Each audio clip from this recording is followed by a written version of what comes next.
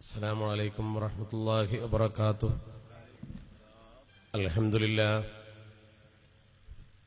لله نحمده ونستعينه ونؤمن به ونتوكل عليه ونعوذ بالله من شرور أنفسنا ومن سيئات أعمالنا من يهده الله فلا مضل له ومن يضلل ولا هادي له ونشهد أن لا إله إلا الله وحده لا شريك له ونشهد أن سيدنا محمدا صلى الله عليه وسلم عبده ورسوله أرسله إلى كافة الخلق ليظهره على الدين كله ولو كره المشركون.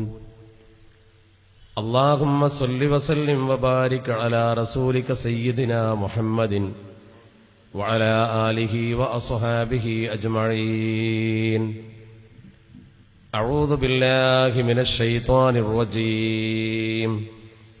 بسم الله الرحمن الرحيم. ومن يطع الله والرسول فأولئك مع الذين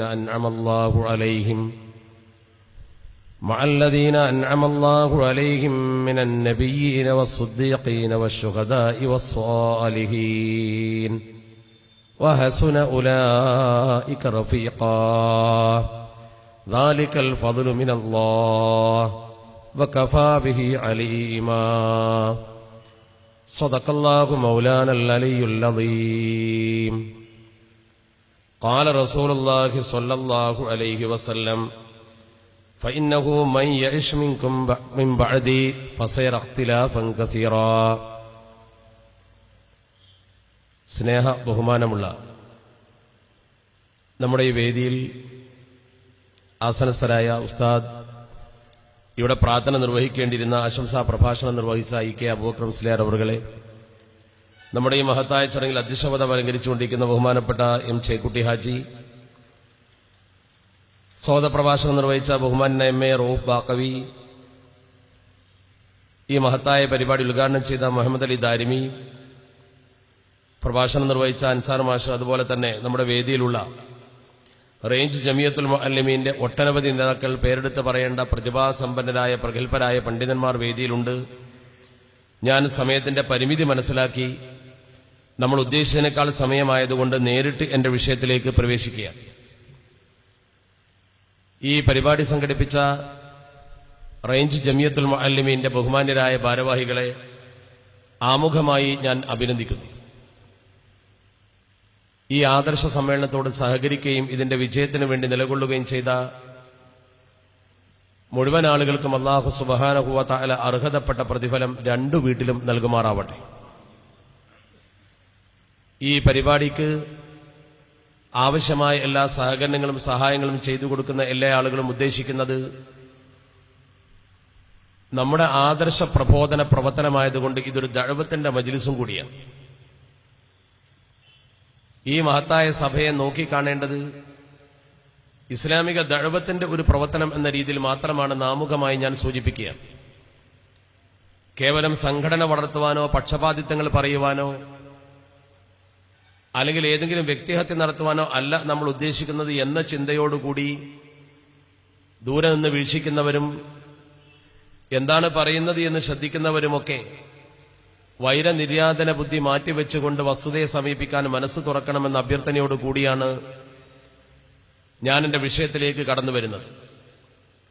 അല്ലാഹു സുബ്ഹാനഹു വ തആല അവന്റെ പരിശുദ്ധ ദീനുൽ ഇസ്ലാം ലോകത്ത് എക്കാലത്തും നിലനിർത്തിയത് വിശുദ്ധരായ ആത്മാക്കളെ കൊണ്ടാണ് എന്ന് ചരിത്ര സത്യം പരിശോധിച്ചാൽ നമുക്ക് ബോധ്യപ്പെടും. ആ ചരിത്ര യാഥാർത്ഥ്യത്തെ മുന്നിൽ നിർത്തിക്കൊണ്ട് മാത്രമേ നമുക്ക് ഇസ്ലാമിനെ മനസ്സിലാക്കുവാനും ദീനിയായ ചിന്തകൾ പങ്കുവെക്കുവാനും പ്രബോധന പ്രവർത്തനം നിർവഹിക്കുവാനും കഴിയും. വിശുദ്ധ ദീനുൽ ഇസ്ലാമിൽ അഭിപ്രായാന്തരങ്ങൾ ഉണ്ടാവുക സ്വാഭാവികമാണ്. അതുകൊണ്ട് തന്നെ അഭിപ്രായാന്തരം ഉണ്ടാകുമ്പോൾ, ഭിന്ന വീക്ഷണങ്ങൾ സമൂഹത്തിൽ സംജാതമാകുമ്പോൾ എന്തു ചെയ്യണം എന്ന് പരിശുദ്ധ പ്രവാചകർ പഠിപ്പിച്ചു. അതാണ് ഞാൻ ആമുഖത്തിൽ പറഞ്ഞത്, ഫഇന്നഹു മൻ യഅ്ശ് മിൻകും ബഅദി ഫസയറ ഇഖ്തിലാഫൻ കസീറ.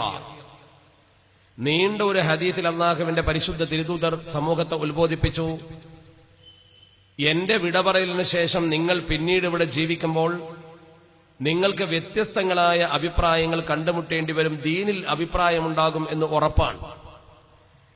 അങ്ങനെയുള്ളൊരു ഘട്ടം വരുമ്പോൾ നിങ്ങൾ എന്തു ചെയ്യണം എന്നുകൂടി പഠിപ്പിച്ചുകൊണ്ടാണ് നബി തങ്ങൾ കടന്നുപോയത് അഷ്റഫുൽ ഖൽഖ് മുഹമ്മദ് മുസ്തഫ സ്വല്ലല്ലാഹു അലൈഹി വസല്ലം.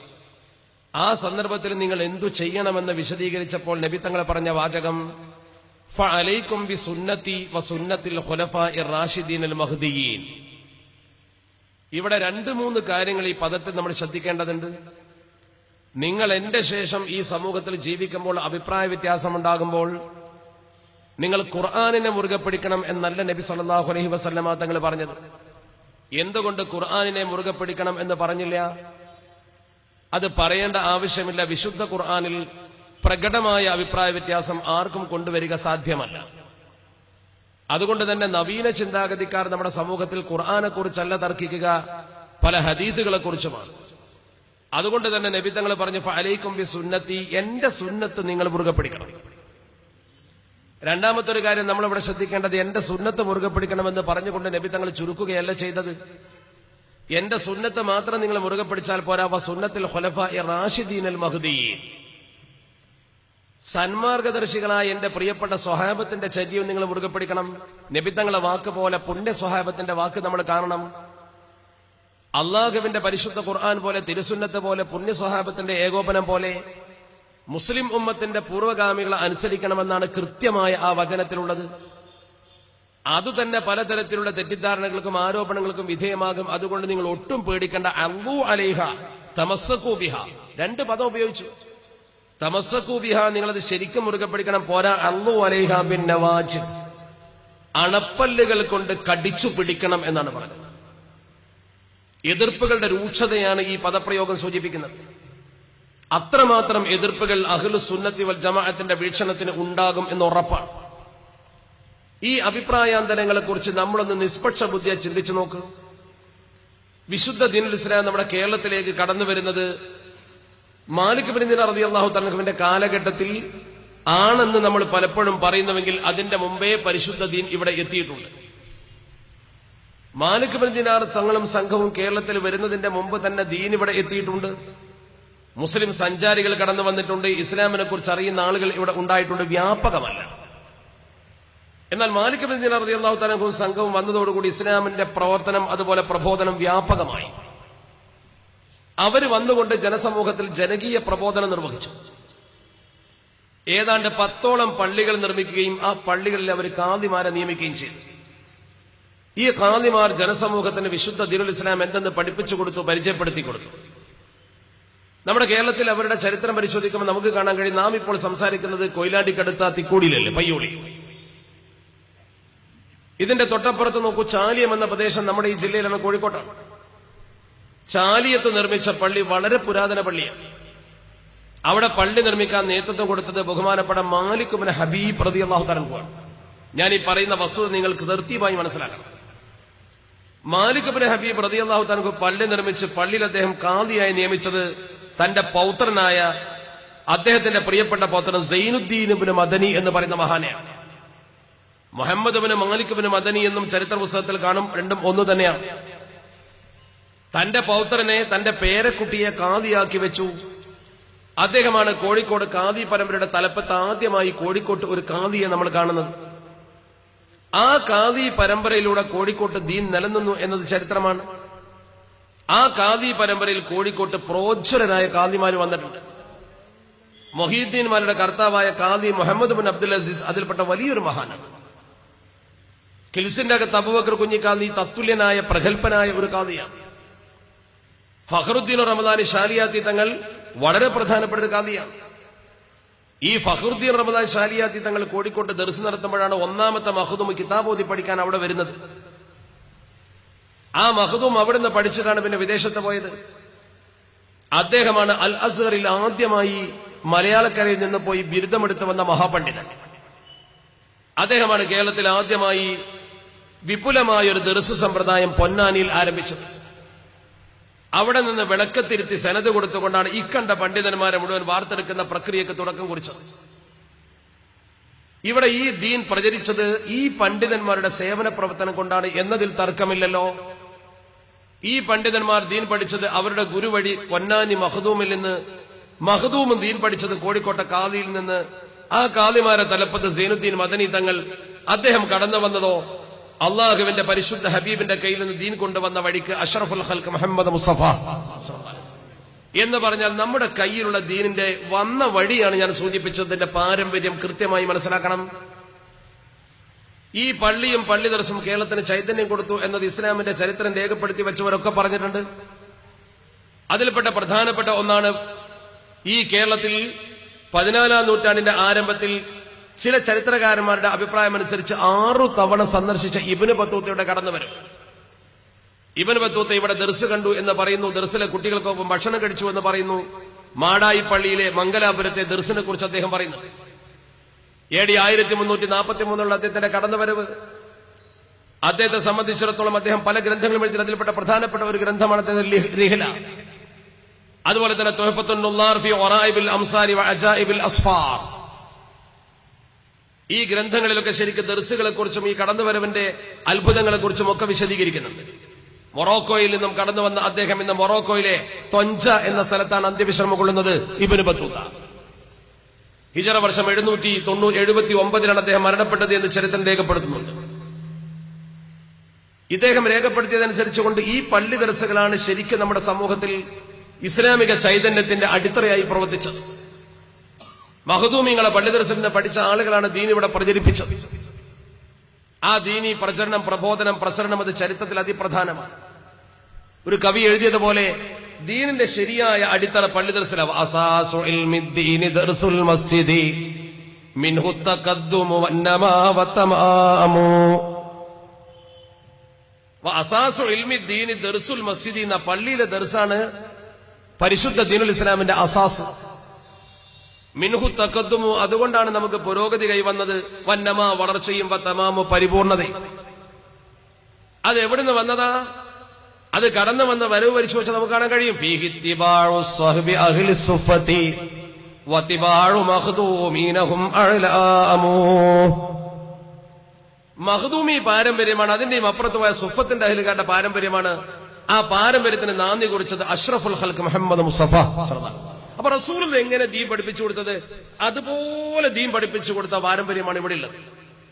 അള്ളാന്റെ റസൂൽ എങ്ങനെ പഠിപ്പിച്ചു കൊടുത്തു അതുപോലെ ദീൻ പഠിപ്പിച്ചു മഖ്ദൂമിങ്ങളെ കയ്യിൽ നിന്ന് ദീൻ പഠിച്ച ആളുകളും അങ്ങനെ തന്നെ പഠിപ്പിച്ചു. ഈ ദർസി സമ്പ്രദായം തന്നെ ഒരു ഇത്തിബാഅ്. ഇത്തിബാഅ് അതിപ്രധാനമായ ഘടകം എന്നുകൂടി നമ്മൾ മനസ്സിലാക്കണം. ഈ ഇത്തിബാഅ് രീതി അനുസരിച്ചുകൊണ്ട് ദർസിൽ കുട്ടികളെ നിർത്തി പഠിപ്പിച്ച് ദീൻ പകർന്നു കൊടുത്ത് പണ്ഡിതന്മാരെ വാർത്തെടുത്ത് ഈ അക്കാദമിക പ്രബോധനം ശരിക്കും ജനകീയവൽക്കരിച്ചുകൊണ്ട് സമൂഹത്തിൽ നിരവധി ദർസുകൾക്ക് നേതൃത്വം കൊടുക്കുകയും നിരവധി പണ്ഡിതന്മാരെ വാർത്തെടുക്കുകയും മതപ്രഭാഷണങ്ങളും മതപ്രബോധന വേദികളും ജുമുഅ ഖുത്ബയും പള്ളിയിലെ പ്രസംഗവും എല്ലാം ഉപയോഗപ്പെടുത്തിക്കൊണ്ട് കേരളത്തിലൊരു ദീനി ചൈതന്യാന്തരീക്ഷം സൃഷ്ടിച്ചെടുക്കുകയും ചെയ്യും. ഒരു നാട്ടിലെ ഒരു സാധാരണക്കാരന് ദീനി വിഷയത്തിൽ സംശയം വന്നാൽ പള്ളിയിൽ പോയി ചോദിച്ചാൽ വിഷയം തീരും. ആ ഒരു അവസ്ഥാവിശേഷം കേരളത്തിന്റെ മുക്കും മൂലകളിൽ ഉണ്ടാക്കാൻ മഖ്ദൂമി പാരമ്പര്യത്തിന് കഴിഞ്ഞു. ആ പാരമ്പര്യം അതിപ്രധാനമാണ് എന്ന് ചരിത്രം പഠിക്കുന്ന ഏതൊരു കുട്ടിക്കും ബോധ്യമാകും. ഈ മഖ്ദൂമി പാരമ്പര്യത്തിൽ ചരിത്ര പ്രസിദ്ധനായ 2 മഖ്ദൂമുമാരാണ് പ്രധാനം. മഖ്ദൂമുമാർ ഒന്നല്ല, രണ്ടല്ല, നിരവധിയുണ്ട്. 2 മഖ്ദൂമുമാരുടെ കാലഘട്ടമാണ് ചരിത്രത്തിൽ അതിപ്രധാനമായി കാണുന്നത്. അതിൽ രണ്ടാമത്തെ മഖ്ദൂം ഹിജ്റ 991 മരണപ്പെട്ടു പോയിട്ടുണ്ട്. എന്തൊക്കെ അഭിപ്രായ വ്യത്യാസമുണ്ടെങ്കിലും മഖ്ദൂമി കാലഘട്ടം കഴിഞ്ഞതിന് ശേഷമാണ് മുസ്ലിം ഉമ്മത്തിൽ ഭിന്നതയുണ്ടാക്കിയ ഈ ചിന്താഗതിയുടെ തുടക്കം കുറിക്കുന്നത്. അതിന്റെ ഉപജ്ഞാതാവെന്ന് പറയുന്നത് ചരിത്രത്തിൽ നമുക്ക് വായിക്കാൻ കഴിയും മുഹമ്മദ് ബിൻ അബ്ദുൽ വഹാബ. തെറ്റിദ്ധരിക്കരുത്, വ്യക്തിപരമായി ആക്ഷേപിക്കുകയല്ല, ചരിത്രം പറയുകയാണ്. ചരിത്ര ബോധമുള്ളവർ ഉൾക്കൊള്ളണം. മുഹമ്മദ് ബിൻ അബ്ദുൽ വഹാബ് ജനിക്കുന്നത് ഹിജ്റ 1111. മഖ്ദൂം രണ്ടാമൻ മരിച്ചു പോകുന്നത് ഹിജ്റ 991 എന്ന് പറഞ്ഞാൽ മഖ്ദൂമിന്റെ മരണത്തിന് ശേഷം, രണ്ടാം മഖ്ദൂമിന്റെ കാലഘട്ടത്തിന് ശേഷം 120 കൊല്ലം കഴിഞ്ഞിട്ടാണ് മുഹമ്മദ് ബിൻ അബ്ദുൽ വഹാബ് എന്ന വ്യക്തി ജനിക്കുന്നത് തന്നെ. വൈകി ജനിച്ചത് അദ്ദേഹത്തിന്റെ കുറ്റമാണ് എന്നല്ല ഞാൻ പറയുന്നത്. പക്ഷെ അതിന്റെ മുമ്പ് കേരളത്തിൽ ദീൻ പ്രചരിപ്പിക്കപ്പെട്ട് കഴിഞ്ഞിട്ടുണ്ട് എന്ന സത്യമാണ് ഞാൻ പറഞ്ഞത്. ഇയാളുടെ ജനനത്തിന്റെ മുമ്പ് തന്നെ കേരളം ദീനിയായി പ്രബുദ്ധവൽക്കരിക്കപ്പെട്ടിട്ടുണ്ട്. മറ്റൊരാശയം ആവശ്യമില്ലാത്ത വിധം ശരിയായ ഇത്തിബാഇലൂടെ അഹ്ലുസുഫക്ക് റസൂലുള്ളാഹി തങ്ങൾ ദീൻ പഠിപ്പിച്ചു കൊടുത്ത പോലെ മുതഅല്ലിമീങ്ങൾക്ക് ഗുരുനാഥന്മാർ ദീൻ പഠിപ്പിക്കുന്ന രീതി സമ്പന്നവും സമ്പുഷ്ടവുമായി ഈ കൊച്ചു കേരളത്തിന്റെ നാനാഭാഗത്തും നിലനിർത്തിക്കൊണ്ടാണ് മഖ്ദൂമിങ്ങൾ കടന്നുപോയത് എന്ന് ചരിത്രം പറയുന്നു. അതുകൊണ്ട് തന്നെ ആ പാരമ്പര്യം ശരിക്ക് തുറന്നു വരുമ്പോൾ 1921 കാലഘട്ടത്തിലാണ് നമ്മുടെ ഈ കൊച്ചു കേരളത്തിലേക്ക് ഭിന്നവീക്ഷണം കടന്നു വരുന്നത്. അതും എങ്ങനെ? മുഹമ്മദ് ബിൻ അബ്ദുൽ വഹാബിന്റെ ചിന്ത ഏറ്റുപിടിച്ച ജമാലുദ്ദീൻ അഫ്ഗാനി, ജമാലുദ്ദീൻ അഫ്ഗാനിൽ നിന്ന് അത് ഏറ്റുപിടിച്ച മുഹമ്മദ് അബ്ദുവിൽ നിന്ന് അത് ഏറ്റുപിടിച്ച റഷീദുറിള, അതുവഴി കേരളത്തിലേക്ക് അവരുടെ പ്രസിദ്ധീകരണം എഴുതി കടന്നു വരുന്നു. ഇവിടെ നമ്മൾ പരിശോധിക്കേണ്ടത്, ഞാൻ സൂചിപ്പിച്ച ഈ വ്യക്തികളെ കുറിച്ച് ഒരു ചെറിയ പഠനം അനിവാര്യമാണ്. ഇതിന്റെ ഉപജ്ഞാതാവെന്ന് പറയുന്നത് മുഹമ്മദ് ബിൻ അബ്ദുൽ വഹാബ് ആണെങ്കിൽ ഒരു കാര്യം നിങ്ങൾ ശ്രദ്ധിച്ചു നോക്കണം. ഒരു ശിഷ്യനെ കുറിച്ച് ആധികാരികമായി പറയേണ്ടതാര? ഗുരുനാഥൻ. ഒരു മകനെ കുറിച്ച് പറയേണ്ടത് പിതാവ്. ഇതിൽ വളരെ ഗൗരവത്തോടെ നിങ്ങൾ ചിന്തിച്ചു നോക്ക്. ഇദ്ദേഹത്തിന്റെ ഗുരുനാഥൻ മുഹമ്മദ് ബിൻ അബ്ദുൽ വഹാബിന്റെ ഗുരുനാഥൻ ഷെയ്ഖ് മുഹമ്മദ് ബിൻ സുലൈമാൻ കുർദി, ഇമാം കുർദി എന്ന് പറയുന്ന മഹാൻ, അള്ളാഹു ആ മഹാന്റെ ബർക്കത്ത് കൊണ്ട് നമ്മളെ കാത്തുരക്ഷിക്കുമാറാവട്ടെ. വലിയ പണ്ഡിതനാണ്. ഇമാം കുർദിയുടെ കിതാബ് കുർദി വളരെ പ്രസിദ്ധമാണല്ലോ. അദ്ദേഹം അതുപോലെ തന്നെ ഷെയ്ഖ് മുഹമ്മദ് ഹയാത്തു സിന്ധി, ഈ രണ്ട് മഹാന്മാരാണ് പ്രധാന ഗുരുനാഥന്മാർ. അദ്ദേഹത്തിന്റെ പ്രധാന ഗുരുനാഥനായ ബഹുമാനപ്പെട്ട ഷെയ്ഖ് മുഹമ്മദ് ബിൻ സുലൈമാൻ കുർദി തങ്ങൾ പറയുന്നു, എന്റെ ശിഷ്യൻ വഴിപിഴച്ച മാർഗത്തിലാണ്. ഗുരുനാഥനാ പറയുന്നത്. ഷെയ്ഖ് മുഹമ്മദ് ഹയാത്തു സിന്ധി തങ്ങളും ഇതേ അഭിപ്രായം രേഖപ്പെടുത്തി. നേരായ ദീനിന്റെ പാതയിലല്ല ഞങ്ങളുടെ മുഹമ്മദ് ബിൻ അബ്ദുൽ വഹാബ് എന്ന ശിഷ്യൻ എന്ന് അവർ പറഞ്ഞു. അദ്ദേഹത്തിന്റെ സ്വന്തം പിതാവ് അബ്ദുൽ വഹാബ് പറഞ്ഞു, എന്റെ മകൻ പിഴച്ച മാർഗത്തിലേക്ക് പോകുന്നു. അദ്ദേഹത്തിന്റെ സഹോദരൻ ഷെയ്ഖ് സുലൈമാൻ എന്ന് പറയുന്ന മഹാൻ, ഷെയ്ഖ് സുലൈമാൻ ബിൻ അബ്ദുൽ വഹാബ്, അദ്ദേഹം അസ്സവാഇഖുൽ ഇലാഹിയ എന്നൊരു പുസ്തകം എഴുതിയിട്ട്, ഒരു ഗ്രന്ഥം എഴുതിയിട്ട് തന്റെ സഹോദരന്റെ മാർഗം തെറ്റാണ് എന്ന് സ്ഥാപിച്ചു. ഞാനീ പറഞ്ഞ വസ്തുതകളെ ചരിത്രം കൊണ്ട് നിഷേധിക്കാനാവുമോ? സ്വന്തം ഗുരുനാഥന്മാർ 2 പേര്, സ്വന്തം പിതാവ്, സ്വന്തം സഹോദരൻ, 4 പേര് ഇയാളെ കുറിച്ച് ആധികാരികമായി പറഞ്ഞു സിറാത്ത് മുസ്തഖീമിലല്ല. കേരളത്തിലെ സമസ്തക്കാരോ നമ്മളോ അല്ല പറഞ്ഞത് ആദ്യം. ഇനി രണ്ടാമത് ഇത് പ്രചരണം ഏറ്റെടുത്ത ആള് ജമാലുദ്ദീൻ അഫ്ഗാനിയാണ്. ജമാലുദ്ദീൻ അഫ്ഗാനിയെ കുറിച്ച് ഇന്ന് സലഫികൾ എന്നറിയപ്പെടുന്ന ലോക പണ്ഡിതന്മാരിൽ തന്നെ ഉള്ള ഒരു വീക്ഷണം, അയാൾ മാസോണിസ്റ്റ് ആണ് എന്നാണ്. വിശുദ്ധ ദീനുൽ ഇസ്ലാമിന് തുരങ്കം വെക്കുന്ന, ഇസ്ലാമിനെ പൊളിക്കുന്ന പ്രവർത്തനം നടത്തുന്ന ആളാണ് ആര്? ജമാലുദ്ദീൻ അഫ്ഗാനി എന്ന് പറയുന്നത് സലഫികൾ തന്നെ. കേരളത്തിലെ ഒരു വിഭാഗം സലഫികൾ അദ്ദേഹത്തെ അങ്ങനെ തന്നെ പറയുന്നു, ചിലർ മാത്രം അംഗീകരിക്കുന്നു. തീർത്തും അദ്ദേഹത്തിന്റെ ചരിത്രം പഠിച്ചാൽ അദ്ദേഹം നേരായ മാർഗത്തിലല്ല പോയത് എന്ന് പറയുന്നു. ലോക തീവ്രവാദത്തിന്റെ ഉപജ്ഞാതാക്കളാണ് ഇവരൊക്കെ എന്ന് ചരിത്രം സമ്മതിക്കുന്നു. ഇസ്ലാമിന് ചീത്തപ്പേരുണ്ടാക്കുന്ന പ്രവർത്തനമാണ് അവർ ചെയ്തത് എന്ന് പറയപ്പെടുന്നു. ചരിത്ര പുസ്തകങ്ങളിലെ നമുക്ക് തെളിവ്. റഷീദുറിള, അതുപോലെ തന്നെ മുഹമ്മദ് അബ്ദുവിനെ കുറിച്ച് ചരിത്രം പഠിക്കുമ്പോൾ കാണാൻ കഴിയും, മുഹമ്മദ് അബ്ദു ഒരു മോഡേണിസ്റ്റ് എന്ന രീതിയിലാണ് ചരിത്രത്തിൽ അറിയപ്പെട്ടത് എന്ന് അദ്ദേഹത്തെ കുറിച്ച് വ്യക്തമായി എഴുതിക്കൊണ്ട് ബൈറൂത്തിലെ ചീഫ് ജസ്റ്റിസ് ആയിരുന്ന യൂസുഫ് നബ്ഹാനി തങ്ങൾ പറയും. യൂസുഫ് നബ്ഹാനി തങ്ങളുടെ ചരിത്രം പരിശോധിച്ചാൽ, അദ്ദേഹത്തിന്റെ പുസ്തകം വായിച്ചാൽ മനസ്സിലാക്കാൻ കഴിയും, വളരെ മോശപ്പെട്ട ഒരു ജീവിത രീതിയിൽ ഒരു ഇസ്ലാമിക പ്രബോധകൻ ഉണ്ടാകുന്ന ഗുണങ്ങളൊന്നുമില്ലാത്ത വ്യക്തിയായിരുന്നു മുഹമ്മദ് അബ്ദു എന്ന് അദ്ദേഹം സ്ഥാപിച്ചിട്ടുണ്ട്. നമ്മളല്ല പറയുന്നത്. റഷീദുറിള 100% സാമ്രാജ്യ ശക്തികളെ സപ്പോർട്ട് ചെയ്ത ആളാ. ബ്രിട്ടീഷുകാർക്ക് അനുകൂലമായി എക്കാലത്തും ശബ്ദിച്ച വ്യക്തിയാണ്. ലോക മുസ്ലിം സമ്മേളനത്തിൽ മുസ്ലിങ്ങൾക്ക് നാശമുണ്ടാക്കുന്ന ബ്രിട്ടന്റെ രീതി എതിർത്തപ്പോൾ ബ്രിട്ടന് വേണ്ടി ശബ്ദിച്ച ആളാണ് അദ്ദേഹം. ജമാഅത്ത് സുഹൃത്തുക്കൾ അദ്ദേഹത്തിന്റെ കാഴ്ചപ്പാടിനെതിരെ ലേഖനം എഴുതുകയും പുസ്തകം പ്രസിദ്ധീകരിക്കുകയും ചെയ്ത ആ പഴയ കഥകൾ മറന്നു പോകാൻ പാടില്ല. ഞാൻ പറഞ്ഞ ഈ 3 പേർ കൃത്യമായി നിങ്ങൾ ചരിത്രം പരിശോധിച്ച് നോക്കൂ. ജമാലുദ്ദീൻ അഫ്ഗാനി, മുഹമ്മദ് അബ്ദു, റഷീദുറിള, ഈ 3 പേർ വിമർശന വിധേയരാണ്.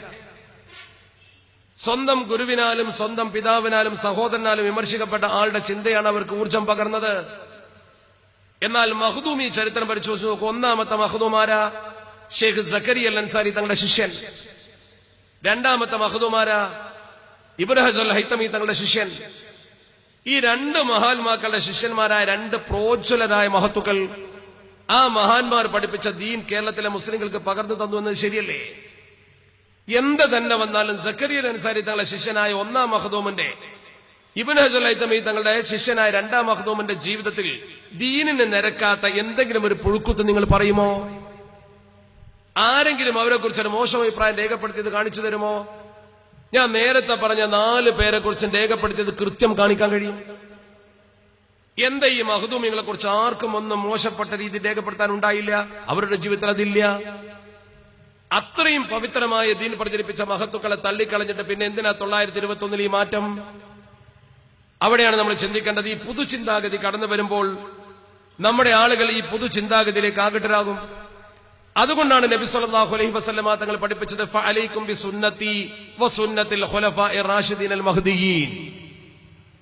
എന്റെ ചര്യയും എന്റെ ഖുലഫാഇന്റെ ചര്യയും നിങ്ങൾ മുറുകെ പിടിക്കണമെന്ന് നബി തങ്ങൾ പറയാൻ കാരണം, ഇവിടെ നമ്മളൊക്കെ പറയും, പലരും പറയും ഖുർആൻ മാത്രം മുറുകെ പിടിച്ചാൽ മതി, ഖുർആനിലുണ്ടോ നോക്കാം. എന്നാൽ അള്ളാഹുവിന്റെ പരിശുദ്ധ തിരുദൂതരിൽ നിന്നും അബൂദാവൂദ്, ഇബ്നു മാജ തുടങ്ങിയ മഹത്തുക്കൾ നിവേദനം ചെയ്ത ഒരു ഹദീസ് ഞാൻ സൂചിപ്പിക്കാം. പരിശുദ്ധ പ്രവാചകർ അഷ്റഫുൽ ഖൽഖ് മുഹമ്മദ് മുസ്തഫ സ്വല്ലല്ലാഹു അലൈഹി വസല്ലമ തങ്ങൾ പഠിപ്പിക്കുന്നു, ഒരിക്കൽ നബി തങ്ങൾ സ്വഹാബത്തിനോട് പറഞ്ഞു, അലാ ഇന്നി ഊതീതുൽ ഖുർആന വമിഥലഹു മഅഹു. എനിക്ക് അല്ലാഹു ഖുർആനും തന്നിട്ടുണ്ട്, ഖുർആനെ പോലെയുള്ള പലതും തന്നിട്ടുണ്ട്. ഖുർആൻ മാത്രമല്ല എനിക്ക് പടച്ചറപ്പ് അറിയിച്ചു തന്നിട്ടുള്ളത്, അള്ളാഹു എനിക്ക് ഖുർആൻ ഒഴികെ പലതും അറിയിച്ചു തന്നിട്ടുണ്ട്. നബി തങ്ങളുടെ ജ്ഞാനത്തെക്കുറിച്ചും ഹദീദിനെ കുറിച്ചും ഖുദ്സിയ ഹദീദുകളെ കുറിച്ചും ഒക്കെ നമുക്കറിയില്ലേ. ഈ വാചകം നോക്ക് നിങ്ങൾ, എനിക്ക് ഖുർആൻ മാത്രമല്ല അള്ളാഹു പലതും ഇറക്കി തന്നിട്ടുണ്ട്. എന്നിട്ട് നബി തങ്ങൾ പറയുന്നു, അലാ യൂഷിഖു റജുലുൻ ശബആൻ, നല്ല വയറ് നിറച്ച ഒരു ചെറുപ്പക്കാരനെ, ഒരു പുരുഷനെ, ഒരാളെ എന്ന് പറഞ്ഞാൽ ഒരാൾ വയറ് നിറച്ച് അലാ അരീക്കത്തിഹി, അയാളുടെ കട്ടിൽ ഇങ്ങനെ കയറിയിരുന്നിട്ട്, വയറ് നിറച്ച് കട്ടിൽ കയറിയിരുന്നിട്ട് എന്ന് പറയുന്നതിലൊക്കെ അർത്ഥമുണ്ട്. എല്ലാ സൗകര്യങ്ങളും സംവിധാനങ്ങളും പടച്ചിറപ്പ് നൽകുമ്പോ ദീനിന്റെ അടിത്തറ മതിയാകാതെ വരുന്ന സന്ദർഭത്തിൽ യഖൂലു, അവൻ പറയും, അലൈക്കും ബിഹാദൽ ഖുർആൻ, നിങ്ങൾ ഈ ഖുർആൻ മുറുകെ പിടിച്ചാൽ മതി, നിങ്ങളൊക്കെ ഖുർആൻ മുറുകെ പിടിക്കുക. ഫമാ വജത്തും ഫീഹി മിൻ ഹലാലിൻ ഫഅഹില്ലുഹു വമാ വജത്തും ഫീഹി മിൻ ഹറാമിൻ ഫഹർരിമുഹു. ഖുർആനിൽ എന്തെങ്കിലും ഹലാലുണ്ടോ അത് നമുക്ക് എടുക്കാം, ഖുർആനിൽ ഹറാമുണ്ടോ അത് നമുക്ക് വർജിക്കാം എന്നവർ പറയും. ഏതുപോലെ നമ്മുടെ സമൂഹത്തിൽ കുറച്ച് വിദ്യാഭ്യാസം നേടി ഡിഗ്രിയും PGയും ഒക്കെ എടുത്തു, അല്ലെങ്കിൽ നമുക്ക് അള്ളാഹു കുറച്ച് സൗകര്യങ്ങളൊക്കെ ചെയ്തു തന്നു ഭൂമുഖത്ത്, അപ്പൊ പിന്നെ നമുക്ക് പഴയ സുന്നിയോ ജമാഅത്തോ ഒന്നും മതിയാവൂല. അപ്പൊ നമ്മള് കട്ടിലിൽ കയറി ചാരിയിരുന്ന് പറയുന്നത് പോലെ എന്ന് പറഞ്ഞാൽ ഭൗതിക സൗകര്യങ്ങൾ പടച്ചറപ്പ് നമുക്ക് കൂടുതൽ നൽകുമ്പോ, കൂടുതൽ വിദ്യാഭ്യാസം നേടാനും ഉയരാനും അള്ളാഹു അവസരം നൽകുമ്പോൾ, നിഅമത്ത് വർദ്ധിക്കുമ്പോൾ മനുഷ്യന്മാര് പറയും ഒരു കാലഘട്ടത്തിൽ, നിങ്ങൾ ഖുർആനിൽ എന്തെങ്കിലും ഉണ്ടോ അത് നോക്കിക്കോ, അതിന്റെ അപ്പുറത്തേക്കും ഇപ്പുറത്തേക്കും ഒന്നും നോക്കണ്ട. എന്നിട്ട് നബി തങ്ങൾ പറയുന്നു, വഇന്നമാ ഹറമ റസൂലുള്ളാഹി കമാ ഹറമല്ലാഹ്, ഞാനാകുന്ന പ്രവാചകൻ ഒരു കാര്യം നിരോധിച്ചാൽ അത് അള്ളാഹു നിരോധിച്ചതിന് തുല്യമാണ്. അഷ്റഫുൽ ഖൽഖ് മുഹമ്മദ് മുസ്തഫ സ്വല്ലല്ലാഹു അലൈഹി വസല്ലം എന്ന് പറഞ്ഞാൽ സാധാരണക്കാരായ നമ്മൾ മനസ്സിലാക്കേണ്ട എന്താ? സാധാരണക്കാരായ നമ്മൾ മനസ്സിലാക്കേണ്ടത് ഖുർആൻ അതേ സ്ഥാനത്ത് ഗൗരവത്തോടുകൂടി നബി തങ്ങളുടെ ചര്യയെ നമ്മൾ കാണണം, പരിശുദ്ധ പ്രവാചകരുടെ നിർദ്ദേശങ്ങളെ നമ്മൾ കാണണം. ആ പ്രവാചകർ ഫഅലൈക്കും ബിസുന്നതി വസുന്നത്തുൽ ഖുലഫാ എന്നുകൂടി പറഞ്ഞിട്ടുണ്ടെങ്കിൽ ആ ഖുലഫാക്കളെയും നമ്മൾ അംഗീകരിക്കണം, ആ പ്രതിനിധികളെ നമ്മൾ അംഗീകരിച്ചേ പറ്റൂ.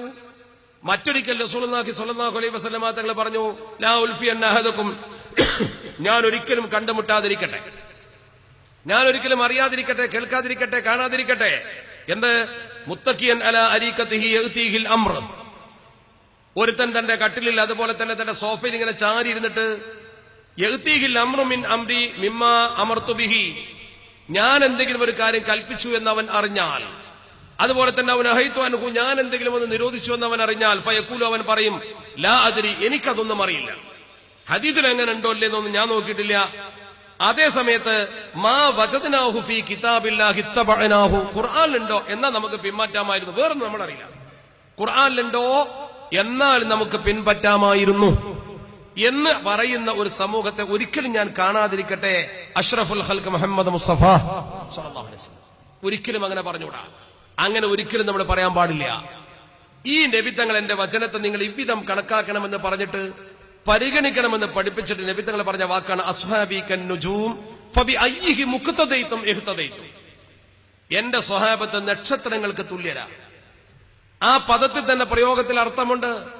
ചന്ദ്രനെ പോലെ എന്നല്ല പറഞ്ഞത്, നക്ഷത്രത്തെ പോലെ. നക്ഷത്രം സ്വയം പ്രകാശിക്കും. ചില കാര്യങ്ങൾ ദീനിൽ ആവശ്യമുള്ളത് അപ്പോൾ ചെയ്യാൻ അവർക്ക് കരുത്തുണ്ട്. അത്ര ആഴത്തിൽ ദീൻ പഠിച്ച മഹത്തുക്കളാണ് അവർ. ഖുലഫാ ഉർ റാഷിദീങ്ങൾ അവർ ദീനിൽ ഒരു സുന്നത്ത് നടപ്പാക്കിയാൽ അത് നല്ലതാണെങ്കിൽ സ്വീകരിച്ചേ പറ്റൂ. അത് ജുമുഅയുടെ ബാങ്കാവട്ടെ, തറാവീഹ് നമസ്കാരമാകട്ടെ, എന്താവട്ടെ, അവരേത് രീതിയിൽ ചെയ്താൽ അതുപോലെ ഏറ്റെടുക്കുന്ന നമ്മുടെ കടമയാണ്. കാരണം അവരൊക്കെ സ്വർഗം കൊണ്ട് അള്ളാഹുവിന്റെ പരിശുദ്ധ തിരുദൂതർ സന്തോഷ വാർത്ത അറിയിച്ച അശ്റത്തുൽ മുബശ്ശിരീങ്ങൾപ്പെട്ട ചില ആളുകളാണതൊക്കെ. തത്തുല്യരായ സ്വഹാബത്താണ് പലരും. അവർ ചെയ്ത പ്രവർത്തനങ്ങൾ പലതും നമുക്ക് ഏറ്റെടുക്കേണ്ടി വരും. അത് ഏറ്റെടുത്തേ പറ്റൂ. അത് തള്ളിക്കളയാൻ നമ്മുടെ കയ്യിൽ എന്താ ന്യായമുള്ളത്? ഇവിടെയാണ് നമ്മുടെ സമൂഹത്തിൽ ഈ ഭിന്ന വീക്ഷണക്കാർക്ക് അബദ്ധം പറ്റിയത്. എന്താണ്? അള്ളാഹുവിന്റെ പരിശുദ്ധ തിരുദൂതരെ തന്നെ സാധാരണക്കാരനാക്കി സ്വഹാബത്തിന്റെ നടപടിക്രമങ്ങൾ ദീനിൽ തെളിവല്ലെന്ന് പറഞ്ഞു. ഇത് രണ്ടും പരിശുദ്ധ ദീനിന്റെ അടിത്തറ പൊളിക്കുന്ന പ്രവർത്തനങ്ങളല്ലേ? ഒന്ന് ഇരുന്ന് ചിന്തിച്ചു നോക്കൂ നിഷ്പക്ഷ ബുദ്ധിയുള്ളവർ.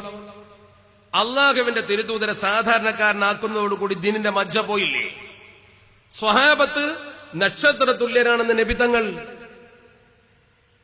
ഫഅലൈക്കും ബിസുന്നത്തി എന്നതിന്റെ ശേഷം സുന്നത്തുൽ ഖുലഫാഇ റാഷിദീൻ അൽ മഹ്ദിയീൻ എന്ന് നബിതങ്ങൾ. നമ്മുടെ ചില സഹോദരങ്ങളോ അവരുടെ പ്രവർത്തനമൊന്നും ദീനിൽ തെളിവല്ല. നബിതങ്ങൾ പറയുന്നു തെളിവ് എന്ന് മാത്രമല്ല, മുറുകെ പിടിച്ചാ പോരാ, അണപ്പല്ല് കൊണ്ട് മുറുകെ പിടിക്കണം നിങ്ങൾ അവരുടെ ചര്യ. എന്റെ ചര്യ മാത്രം പോരാന്ന് നബിതങ്ങൾ. ഇവര് പറയുന്നു, പലരും പറയുന്നു ആ സ്വഹാബത്തിന്റെ ചര്യകളൊന്നും ദീനിൽ തെളിവല്ല. ഏതാ നമ്മൾ സ്വീകരിക്കേണ്ടത്? പരിശുദ്ധ പ്രവാചകരുടെ സ്വഹീഹായ ഹദീസോ അതോ 921 ശേഷം നമ്മുടെ നാട്ടിൽ കൊണ്ടുവന്ന മുഹമ്മദ് അബ്ദുവിന്റെയും റഷീദ് റിളയുടെയും ജമാലുദ്ദീൻ അഫ്ഗാനിയുടെയും മുഹമ്മദ് അബ്ദുൽ വഹാബ് കൊടുത്ത ചിന്തയിൽ നിന്ന് വന്നതോ? ഏതാ നമ്മൾ അംഗീകരിക്കേണ്ടത്? നിങ്ങൾ ആലോചിക്ക്. നമുക്ക് ആ വ്യക്തിത്വങ്ങളോടൊന്നും വ്യക്തിപരമായ വിദ്വേഷമുള്ളത് കൊണ്ടല്ല, പരിശുദ്ധ ദീനിൽ ഇല്ലാത്തത് കൊണ്ടുവരുമ്പോൾ നമുക്കത് സൂചിപ്പിക്കാതിരിക്കാൻ കഴിയുമോ? നമ്മുടെ സമൂഹത്തിൽ അതുകൊണ്ട് എന്തൊക്കെ തർക്കമുണ്ടായി, എന്തൊക്കെ വിഭാഗീയത നമ്മുടെ നാട്ടിലുണ്ടായി. ഒരു സാധു മനുഷ്യൻ മരണപ്പെട്ടാൽ ഒരു കുടുംബത്തിൽ ജേഷ്ഠാനുജന്മാർ 2 തട്ടിലായി. അള്ളാഹുവിന്റെ പരിശുദ്ധ മാലാഖമാരുടെ സാന്നിധ്യവും ബറക്കത്തും ഉദ്ദേശിച്ചുകൊണ്ട് നബിതങ്ങൾ പഠിപ്പിച്ച പ്രകാരം സ്വഹാബത്ത് അവിടെ ചെയ്ത പോലെ, പൂർവീക മഹത്തുക്കൾ ചെയ്ത പോലെ ഖുർആൻ ഓതുന്ന സ്ഥലത്ത് റഹ്മത്തിന്റെ മലക്കുകൾ വരും. ഇഖ്റഉ സൂറത്ത് യാസീൻ അലാ മൗതാക്കുമെന്നും ഇൻദ മൗതാക്കുമെന്നും ഒക്കെ ഹദീസിലുള്ള പ്രകാരം അള്ളാഹുവിന്റെ പരിശുദ്ധ ദീനനുസരിച്ചുകൊണ്ട് നമ്മളവിടെ ഖുർആൻ ഓതും. അതിന്റെ പേരിൽ തർക്കമുണ്ടാക്കി. മരിച്ച വീട്ടിൽ ഖുർആൻ ഓതുന്ന വിഷയത്തിൽ ദുഃഖം തളം കെട്ടി നിൽക്കുന്ന രംഗത്തിൽ തർക്കം. നാട്ടുവർത്തമാനം പറയാം, കമ്പോള നിലവാരം ചർച്ച ചെയ്യാം, പത്രം വായിക്കാം, ഒക്കെ ചെയ്യാം. ഒരു കാരണവശാലും ഖുർആൻ ഓതിക്കൂടാ. വല്ലാത്തൊരു വാശി. മരിച്ച വീട്ടിൽ എന്തുമാകാം, പക്ഷെ ഖുർആൻ ഓതിക്കൂടാ. എന്തുകൊണ്ട് ചെയ്തുകൂടാ? അങ്ങനെ ചെയ്യാൻ പാടില്ല. മയ്യത്തിറക്കി വെച്ചുകൊണ്ട് ദുആ ചെയ്യാൻ പാടില്ല. ഇങ്ങനെ നന്മകൾ മുഴുവൻ മുടക്കുന്ന ഒരു സമൂഹം നമ്മുടെ സമൂഹത്തിൽ സംജാതമാകുമ്പോൾ അത് ഗൗരവമല്ലേ സഹോദരങ്ങളെ? ചിന്തിക്കൂ നിങ്ങൾ. എന്തേ മരിച്ച വീട്ടിൽ ഖുർആൻ ഓതിയാൽ പൂർവീകർ ചെയ്തിട്ടില്ലേ? നമ്മുടെയൊക്കെ കാലഘട്ടങ്ങൾക്ക് മുമ്പ് തന്നെ മരിച്ച വീട്ടിലേക്ക് മഖ്ദൂമിന്റെ കാലഘട്ടത്തിൽ പോലും കുട്ടികൾ പോയിട്ട് മരിച്ച വീട്ടിൽ ഓതിയിരുന്നല്ലോ. പഴയ കാലഘട്ടത്തിൽ അങ്ങനെ ഓതുന്ന ഏർപ്പാട് സമൂഹത്തിൽ എങ്ങനെ ഉണ്ടായി? ബർക്കത്ത് ഉദ്ദേശിച്ചുകൊണ്ടുണ്ടായി. ആ നന്മയെ എന്തിനാ നമ്മൾ മുടക്കുന്നത്, തിന്മയാക്കുന്നത്? ചുരുക്കത്തിൽ ഇത്തരം വിമർശനങ്ങളോടൊപ്പം തന്നെ ഒരു ഭാഗത്ത് വിമർശനങ്ങളും മറുഭാഗത്ത് ആകർഷണീയമായ ചില വാദങ്ങളും, ഇത് രണ്ടുമായിട്ടൊരു സമൂഹം നമ്മുടെ മുമ്പിൽ കടന്നു വരികയാണ്. എന്തൊക്കെയാണ് ആകർഷണീയ വാദങ്ങൾ?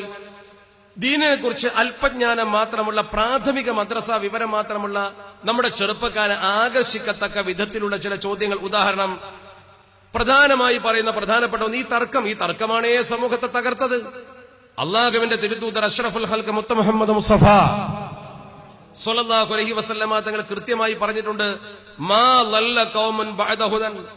നേർവഴിക്കായ ശേഷം ഒരു കൗമും പിഴച്ചു പോയിട്ടില്ല. സന്മാർഗം ലഭ്യമായ ശേഷം ഒരാളും പിഴച്ചിട്ടില്ല. കാനു അലൈഹി, അവരാ സന്മാർഗത്തിൽ ഉറച്ചു നിൽക്കുന്ന സന്ദർഭത്തിൽ ഇല്ലാ ഊത്തുൽ ജദൽ, തർക്കം വന്നിട്ടല്ലാതെ. താർക്കികന്മാരായി തർക്കിച്ച് ഭിന്നിച്ചു. അതാണ് മുസ്ലിം ലോകത്തിന് പറ്റിയത്. ഇന്ന് ലോകത്തെ മുസ്ലിങ്ങൾക്ക് സംഭവിച്ചത് ഐക്യമില്ലാത്ത തർക്കമാണ്. നമ്മൾ തുടരണോ അതോ ചിന്തിക്കണോ? നിങ്ങൾ ആലോചിക്കും. അതിനുള്ള ഒരു ഉണർത്തുപാട്ടാണ് ജമിയത്തുൽ മുഅല്ലിമീൻ ഇവിടെ നടത്തുന്നത്. ഈ കുട്ടികൾക്കൊക്കെ ദീൻ പഠിപ്പിച്ചു കൊടുക്കുന്ന ശുഭ്രവസ്ത്രധാരികളായ ഖൈറുക്കും മൻ തഅല്ലമൽ ഖുർആന വഅല്ലമഹ് എന്ന അല്ലാഹുവിന്റെ പരിശുദ്ധ പ്രവാചകർ പുകഴ്ത്തിയ കൂലി കിട്ടുന്ന പണിയെടുക്കുന്ന പ്രിയപ്പെട്ട ഈ മുഅല്ലിമീങ്ങൾ ഇങ്ങനെ ഒരു സംഗമം സംഘടിപ്പിച്ചുകൊണ്ട് നിങ്ങളോട് പറയുന്നത്, നമ്മൾ ഭിന്നിക്കണോ അതോ ചിന്തിക്കണോ? ആ ചിന്ത നിങ്ങൾക്ക് പകർന്നു തരാൻ ഏറ്റവും യോഗ്യരായവർ ഈ കുരുന്നുകളെ പഠിപ്പിക്കുന്ന മുഅല്ലിമീങ്ങൾ തന്നെ. ഞാൻ പറഞ്ഞല്ലോ, ഒരു ഭാഗത്ത് ഇത്തരം വിമർശനങ്ങൾ, പെട്ടെന്ന് സമൂഹത്തിൽ യേശുന്ന വിമർശനം. രണ്ടാമത്തേതോ ആകർഷണീയമായ ചില വാദങ്ങൾ. അതിൽപ്പെട്ട ഒന്നാണ് നമ്മുടെ സമൂഹത്തെ സ്വാധീനിച്ച ഖുത്ബ മാതൃഭാഷയിലായിരിക്കണം എന്ന വാദം. എന്റെ മുമ്പിൽ നിൽക്കുന്ന പ്രിയ സഹോദരങ്ങളൊന്ന് ചിന്തിച്ചു നോക്ക്. ഖുത്ബ മാതൃഭാഷയിലായിരിക്കണമെന്ന് വാദിക്കുന്ന ആളുകൾ നമ്മുടെ സമൂഹത്തോട് ആദ്യമായി പറയുന്ന എന്താണ്? ചെറുപ്പക്കാരുടെ മുമ്പിൽ വന്നിട്ട് അവർ പറയുന്ന പ്രധാനപ്പെട്ട ഒരു വാദം, നമ്മൾ ആകെ ഒരു 5-10 മിനിറ്റ് ആഴ്ചയിൽ ഒരിക്കൽ പള്ളിയിൽ ഒന്ന് അടങ്ങിയിരിക്കും. ആ സമയത്ത് നമുക്ക് തിരിയുന്ന ഭാഷയിൽ ഒരൽപ്പം കാര്യങ്ങൾ പറഞ്ഞാൽ എന്തൊരു ഈമാനികമായ ചൈതന്യം നമുക്കുണ്ടാകും. ആ സമയത്ത് ഏട്ടിൽ നോക്കിയോ അല്ലെങ്കിൽ എഴുതിയുണ്ടാക്കിയോ ഈ അറബി വായിച്ചിട്ട് എന്ത് പ്രയോജനം? ഇതൊരു ചോദ്യമാണ്. ഒരുപക്ഷെ എന്റെ ശബ്ദം കേൾക്കുന്ന ആളുകൾ ഈ ചോദ്യം കേൾക്കുമ്പോൾ കൂടുതൽ ദീനിനെ കുറിച്ച് ആഴത്തിൽ പഠിക്കാത്ത ആളുകളുണ്ടെങ്കിൽ അവരും ചിന്തിക്കും, അതല്ലേ ശരി, ദീൻ പഠിപ്പിക്കാനുള്ളതല്ലേ. അപ്പോൾ പള്ളിയിൽ ആളുകളൊക്കെ നല്ല കാമൻ ക്വൈറ്റ് അന്തരീക്ഷം, സുന്ദരമായി പള്ളിയിൽ അവരിങ്ങനെ ശരിക്ക് നല്ല ഭക്തിയിലിരിക്കുന്ന സമയത്ത് കുറച്ച് നല്ല കാര്യം അങ്ങ് പറഞ്ഞു കൊടുത്തൂടെ? അത് മലയാള ഭാഷയിലോ പ്രാദേശിക ഭാഷയിലോ ആയാൽ എന്തൊരു സൗകര്യമാണ്, എന്ത് ചിന്തിക്കുന്നവരുണ്ടാകും. അങ്ങനെ ചിലർ ചിന്തിച്ചു, ചിലർ ആ പ്രവർത്തനത്തിന് മുന്നോട്ട് വന്നു. എന്നാൽ എന്റെ പ്രിയപ്പെട്ട സഹോദരങ്ങളെ, അവിടെയാണ് സമസ്ത കേരള ജംഇയ്യത്തുൽ ഉലമ വന്നിട്ട് ജനങ്ങൾക്ക് കാര്യം ശരിക്ക് വിശദീകരിച്ചു കൊടുത്തത്. ഇവിടെ കൃത്യമായി നമ്മൾ പരിശോധിക്കേണ്ടത്, ഖുത്ബ എന്നാൽ അതിന് ഒരിക്കലും പ്രസംഗം എന്ന് പറഞ്ഞുകൂടാ. അള്ളാഹുവിന്റെ പരിശുദ്ധ ഖുർആൻ ഖുത്ബക്ക് പ്രസംഗം എന്ന് പറഞ്ഞിട്ടില്ല. വെള്ളിയാഴ്ച നിങ്ങളെയൊക്കെ നമ്മളെയൊക്കെ പള്ളിയിലേക്ക് ക്ഷണിക്കുമ്പോൾ ഇദാ നൂദിയ ലിസ്സലാത്തി മിൻ യൗമിൽ ജുമുഅ ഫസ്ഉ ഇലാ ദിക്രില്ലാഹി, അള്ളാഹുവിന്റെ ദിക്റിലേക്കാണ് നമ്മളെ ക്ഷണിച്ചത്. ദിക്ർ, ഖുത്ബ എന്ന് പറഞ്ഞില്ല. ഇവിടെ നിന്ന് പഠിക്കേണ്ട ഒന്നാം പാഠം, ഖുർആൻ വെള്ളിയാഴ്ച പള്ളിയിൽ നിർവഹിക്കുന്ന പ്രസംഗത്തിന് ഖുത്ബ എന്ന് പറഞ്ഞില്ല. എന്നാൽ ഹദീസിൽ പറഞ്ഞുവോ? ഇല്ല. അള്ളാഹുവിന്റെ തിരുദൂതർ പഠിപ്പിച്ചു, വെള്ളിയാഴ്ച ദിവസമായാൽ മലക്കുകൾ പള്ളിക്ക് മുമ്പിൽ നിൽക്കും. ഫയക്തുബൂനൽ അവ്വല ഫല്ലവ്വല, ആദ്യം വരുന്നവരെ അവർ രേഖപ്പെടുത്തും. അങ്ങനെ അവസാനത്തെ ആൾ വരുന്നവരെ ഇല്ല. ഇമാമ് അഥവാ ഖതീബ് മിമ്പറിൽ കയറുന്നത് വരെ. ഖതീബ് പുറപ്പെട്ടു കഴിഞ്ഞാൽ എന്തു ചെയ്യും? അവർ തവൗ സുഹഫഹും, അവരുടെ ഏടുമടക്കും. ഏടുമടക്കിയിട്ട് വയസ്തമിഊന ദിക്റ, അവർ ദിക്ർ കേൾക്കാനിരിക്കും. ഖുത്ബ എന്ന് പറഞ്ഞില്ല. ദിക്ർ, ഖുർആനിലും ഹദീസിലും ഖുത്ബയെ കുറിച്ച് ദിക്ർ എന്നാണ് പറഞ്ഞത്. മാത്രമല്ല, നമ്മൾ വെള്ളിയാഴ്ച നിസ്കരിക്കുന്ന ജുമുഅ നമസ്കാരം 2 റക്അത്താണ്. സാധാരണ ളുഹ്ർ 4 റക്അത്താണ്. അവിടെ 2 റക്അത്തിന്റെ സ്ഥാനത്ത് മതപരമായ ഉത്ബോധനമാണ്. ആ ഉത്ബോധനം ആരാധനയുടെ ഭാഗമാണ്, കേവല പ്രസംഗമല്ല. അതിന്റെ ഒന്നാമത്തെ തെളിവാണ് ഖുർആനും ഹദീസും അതിനെക്കുറിച്ച് ദിക്ർ എന്ന് പ്രയോഗിച്ചത്. 2, ഈ ഖുത്ബ നിർവഹിക്കുന്ന വ്യക്തിക്ക് വുളൂ വേണം. എനിക്കിവിടെ പ്രസംഗിക്കാൻ വുളൂ വേണ്ട. ഈ ഖുത്ബ നിർവഹിക്കുന്നയാൾ ഒരു ഖുത്ബ കഴിഞ്ഞാൽ ഇരിക്കണം. അത് ക്ഷീണിച്ചത് കൊണ്ടിരിക്കുന്നതല്ല, രണ്ടും ഒന്നിച്ചോതാൻ ഖതീബിന് ആരോഗ്യം കുറഞ്ഞതുകൊണ്ടുമല്ല. അയാൾ ഇരുന്ന് രണ്ടും രണ്ടാക്കി തന്നെ ചൊല്ലണം. ഞാൻ അങ്ങനെ ചെയ്യേണ്ട കാര്യമില്ല. ഞാനൊന്ന് ഇരുന്ന് വിശ്രമിച്ച് പ്രസംഗിച്ചാൽ എനിക്കെന്തോ കുഴപ്പമുണ്ട് എന്നാണ് നിങ്ങൾ മനസ്സിലാക്കുന്നത്. ഈ വ്യത്യാസം രണ്ടിലുമുണ്ട്. മറ്റൊന്ന്, അള്ളാഹുവിന്റെ പരിശുദ്ധ തിരുദൂതർ ലോകത്തിന്റെ നാനാഭാഗത്തേക്ക് പ്രബോധകന്മാരെ അയച്ചു. ഉദാഹരണം പേർഷ്യയിൽ നിന്ന് പേർഷ്യൻ ഭാഷ നിലവിലുണ്ട്. ഒരു പേർഷ്യൻ പ്രസംഗം അവിടെ നടന്നതായി ചരിത്രത്തിൽ എവിടെയും കാണുന്നില്ലല്ലോ.